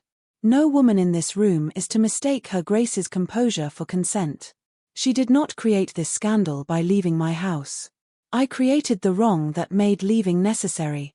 The room held still. Even Lady Marybelle did not speak. Sebastian looked down at the keys. These were placed in my hand the night her Grace departed. I thought then that she had made a gesture of anger. I understand now that they were evidence. They proved how much of my household, my dignity, and my life I had allowed her to carry without gratitude. The Marchioness of Vane flushed. Mrs. Dallow's eyes shone, though her posture did not bend. Verity felt her own breath catch, but she steadied it before it could become mercy too soon. Sebastian stepped back. Now Mr. Latham will address the lies. Latham read without drama. That was why the evidence struck so hard. The Half Moon Street rent paid through Lord Oswin Vale's manservant. The false physician. The copied key. The forged accusation against Verity. The draft written on Fairborne paper. The letters found in the nursery. With each item, the air changed. Lady Whitcomb, who had carried gossip like perfume, sat as though the scent had soured in her own gloves. Lady Henrietta whispered, "This is a mistake." Latham looked at her over his spectacles. "The letters are in your brother's hand, Lady Henrietta." He was helping a desperate woman. He was directing her, Sebastian said. The door opened before anyone could answer. Lord Oswin Vale entered without waiting to be announced, travel dust on his boots and fury under his polished smile. "Fairborne, this is absurd. I received your note while returning from an errand and thought it best to correct this nonsense in person." His eyes swept the table, the witnesses, Lydia, and finally Verity. "Duchess, I am sorry you have been distressed, but jealousy can make evidence out of shadows." Sebastian did not move. "Take care, Oswin." "No, let him speak," Verity said. Her voice surprised the room because it carried no tremor. "He has always preferred shadows. It will be useful to see how he behaves in light." Oswin's smile sharpened. "You overestimate yourself, Your Grace. Almost everyone here underestimated me. That is why we are here." The silence after her answer was different from all the silences that had wounded her before. This one made space. Latham lifted one of the nursery letters. "Lord Oswin, do you deny instructing Mrs. Cresswell to imply uncertainty regarding the child's father?" "I deny the authority of a family solicitor to interrogate me." "Then answer me," Sebastian said. Oswin's eyes flashed. "You were always easy to govern, Fairborne. A little shame. A little duty. A pretty woman crying at your door. I expected more difficulty from the Duchess, but she proved useful by leaving." Lydia made a small sound. Oswin turned on her at once. "Do not start. You wanted provision. I arranged the means." The cruelty was so swift, so casual, that it exposed him more completely than any letter. Lydia's face hardened. "You arranged nothing except your own escape." She reached into her reticule with shaking fingers and drew out a folded sheet. "You told me to burn this." Oswin went white. Lydia. Don't use my name like a leash. She held the paper out to Latham. It says he would deny the child unless I forced his grace to pay. It says the Duchess's humiliation would make the Duke generous. Latham read quickly, then looked at Sebastian. This confirms the prior letters. Lady Henrietta covered her face. Lady Whitcomb whispered, "Good heavens." Lady Marybelle said, "Heaven had very little to do with it." Sebastian faced Oswin fully. "You used my past, my wife's dignity, and an unborn child for leverage." Oswin's composure was gone now. "You speak of dignity while your former mistress carries another man's child in your scandal. You will not ruin me without ruining yourself." "I have already named my fault," Sebastian said. "That is the difference between us." Then he turned to the room. "Lord Oswin Vale will have no further access to any Fairborne investment, account, house, or hospitality not protected by law beyond my authority. His debts will not be covered by my name. His letters will be copied to those whose judgment governs his social credit. If he speaks Her Grace's name in connection with this lie again, every paper on this table will follow him into whatever room he enters." Oswin looked around and found no ally brave enough to meet his eyes. Lady Henrietta began to cry quietly. No one comforted her. Sebastian turned to Lydia. His voice changed. It remained firm, but the blade left it. "Mrs. Cresswell, you will remain in respectable lodging under proper attendance until the child is born. Mr. Latham will arrange a modest annuity held through trustees for the child's care. It will not come with my name, my house, or my wife's place. It will come because the child is innocent." Lydia bowed her head. For once, her tears seemed to belong to her. "Thank you," she whispered. Verity looked at her and saw not a rival, not a monster, but a frightened woman who had mistaken another woman's humiliation for a ladder. Mercy did not erase consequence. It only refused to become cruelty. Sebastian turned last to Verity. He did not come close. He did not kneel. He did not perform regret for the room. "Your Grace," he said, and the title sounded less like distance now than reverence, "I will not ask forgiveness here. That would make your mercy another spectacle. I will only say before every witness who heard or carried this scandal that you preserved the truth when I obscured it, preserved my house when I neglected it, and preserved your dignity when I failed to protect it." Verity felt the room watching, but for the first time, their gaze did not reduce her. It received her. Slowly, she crossed to the table and picked up the brass keys. They were familiar in her hand. Lighter than before, or perhaps she was stronger. Sebastian's eyes followed the movement, but he did not reach for them. "I will decide where these belong," she said. "Yes," he answered. One word. No command inside it. Behind her, Lady Whitcomb rose unsteadily. "Your Grace, I fear I owe you an apology." Verity turned.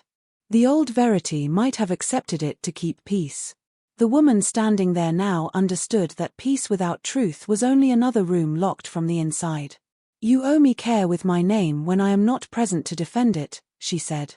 Lady Whitcomb bowed her head. "Yes, Your Grace." One by one, the others followed with smaller words, insufficient words, but public ones. Oswin left under Latham's escort, stripped not of blood or title, but of something society valued almost as much: credibility. Lydia was led quietly to the blue sitting room, no longer mistress, no longer weapon, still a mother-to-be who would live with the weight of what she had done. When the room emptied at last, only Verity, Sebastian, Lady Marybelle, and the fading afternoon remained. Verity closed her hand around the keys. She did not fasten them to her waist. Not yet. Sebastian saw that and accepted it.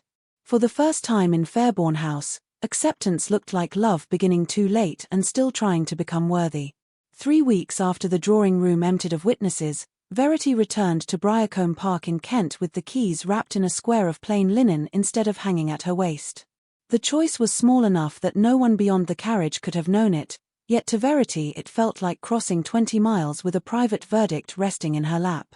London had already begun its usual work of pretending it had always believed the truth.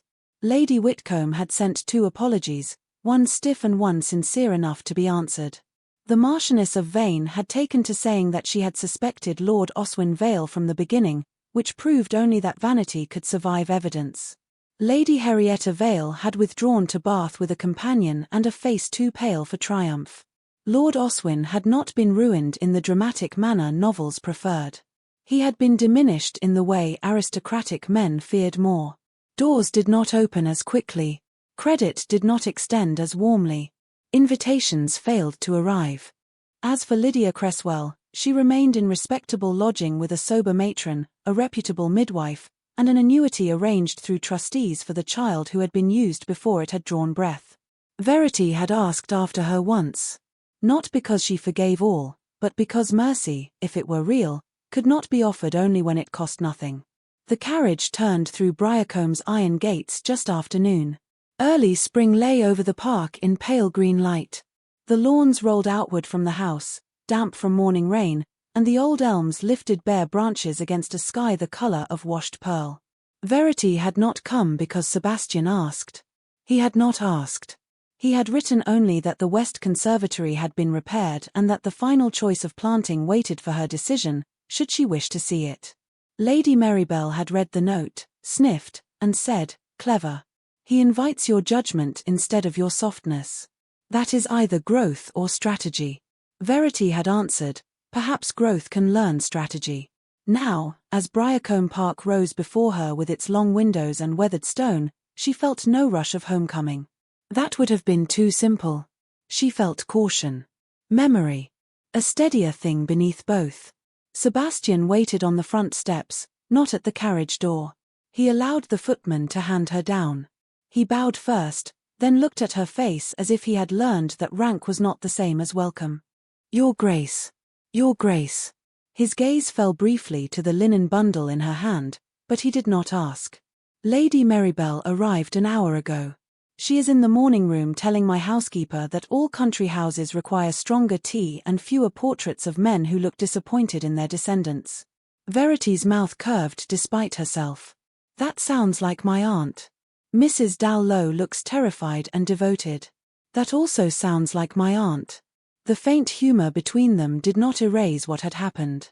It did something gentler. It proved that not every sound in his presence had to be pain. Sebastian led her through the hall, where servants curtsied with unusual quietness. No one stared at her waist.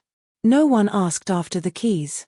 That restraint had been ordered, she suspected, but order could still serve dignity. They passed the dining room where she had once sat through meals measured in silver and silence, then the small gallery where portraits of Fairborne duchesses watched from painted distance. At the end of the west corridor, Sebastian opened the conservatory doors and stepped aside. Verity entered alone first. Warmth met her, scented with damp earth, lemon leaves, and new wood. Glass panes rose high above, repaired where cracks had once let in cold. The broken tiles had been replaced, but not in an ostentatious pattern. Benches stood ready. Empty beds waited along the south wall, turned and dark and full of possibility. At the center, on a work table, lay sketches for planting. Not completed plans. Choices. Verity touched the edge of one page. "You left it unfinished." "It was never mine to finish." She looked at him then. He stood near the door with his hands behind his back, as if he feared approaching might turn an offering into pressure. "You once told me you were fond of keeping things alive," he said. The memory passed between them, clear and quiet. Breakfast. A young wife.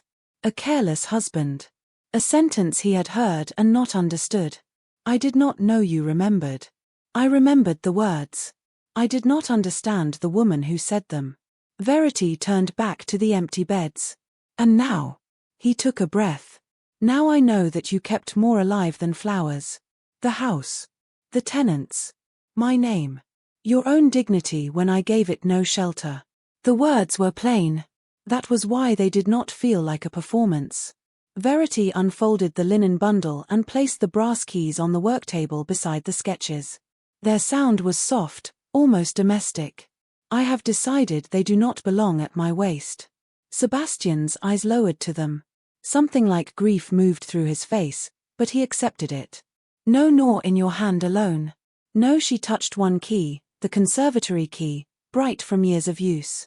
They belong where decisions are made, where they can be taken up for duty and set down when duty is done. He was silent for a moment. I have arranged the household books accordingly. Mrs. Dallow reports to you by office, not habit. The steward's accounts are copied to your desk and mine. Your separate maintenance settlement has been executed through trustees. Your allowance is secured whether you reside here, in London, or with Lady Marybelle. If you remain, it will be because you choose to remain. Verity looked at him. You have made it possible for me to leave. His voice lowered. I should have done so long before I hoped you might stay. That sentence reached her more deeply than any plea could have done. She looked away first, toward the beds waiting for Roots. I do not know yet what forgiveness will look like. Then we won't name it before it grows. You have become careful with words. I have learned they can open doors or lock them. He drew a small key from his waistcoat pocket. It was new, finely cut, and tied with no ribbon. There is one more. You are free to refuse it. Verity did not reach for it. What does it open? My private study. Not the East Study in London. The room here. I kept it locked because I told myself a man was entitled to one place where no one required anything of him. A faint, humorless smile touched his mouth. It seems I used privacy to avoid being known. And now it holds copies of the trustee papers, the estate plans, and letters I wrote after you left but did not send. Apologies, mostly. Some useless. Some worse than useless. I kept them because they reminded me not to mistake regret for repair. Verity looked at the key. Why give it to me? Because I do not want a locked room at the center of our marriage. The conservatory was very quiet. Beyond the glass, a gardener crossed the lawn with a barrow of young plants, then discreetly turned away when he saw them. Verity thought of the first night, the marble hall, Lydia's hand over her unborn child, the keys trembling before the door. She thought of the drawing room, Sebastian's public confession, and the strange ache of being seen after years of being useful. Love did not return like a carriage at the appointed hour. It came cautiously, on foot, asking permission at each gate. Verity extended her hand. Sebastian placed the key in her palm without closing her fingers around it. That mattered. Everything mattered now. I will see the study later, she said. When I choose. Yes. And I will choose the plantings here. I hoped you would. She looked at the sketches again. Lemon trees near the south glass. Ferns where the shade holds. No roses. A surprised warmth touched his eyes. No roses. London has exhausted my patience for things with thorns pretending to be delicate. Sebastian laughed once, softly, and the sound was so unexpected that Verity looked up. It changed his face. Not into the man she had imagined at 19, but into someone more valuable. A man who had been wrong and knew it. A man who might yet learn how to be kind without being praised for it.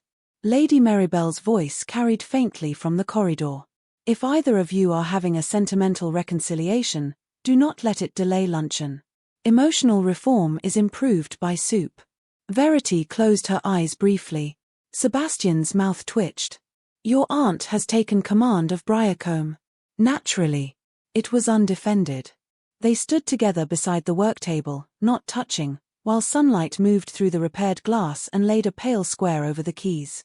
After a moment, Sebastian offered his arm. He did not assume.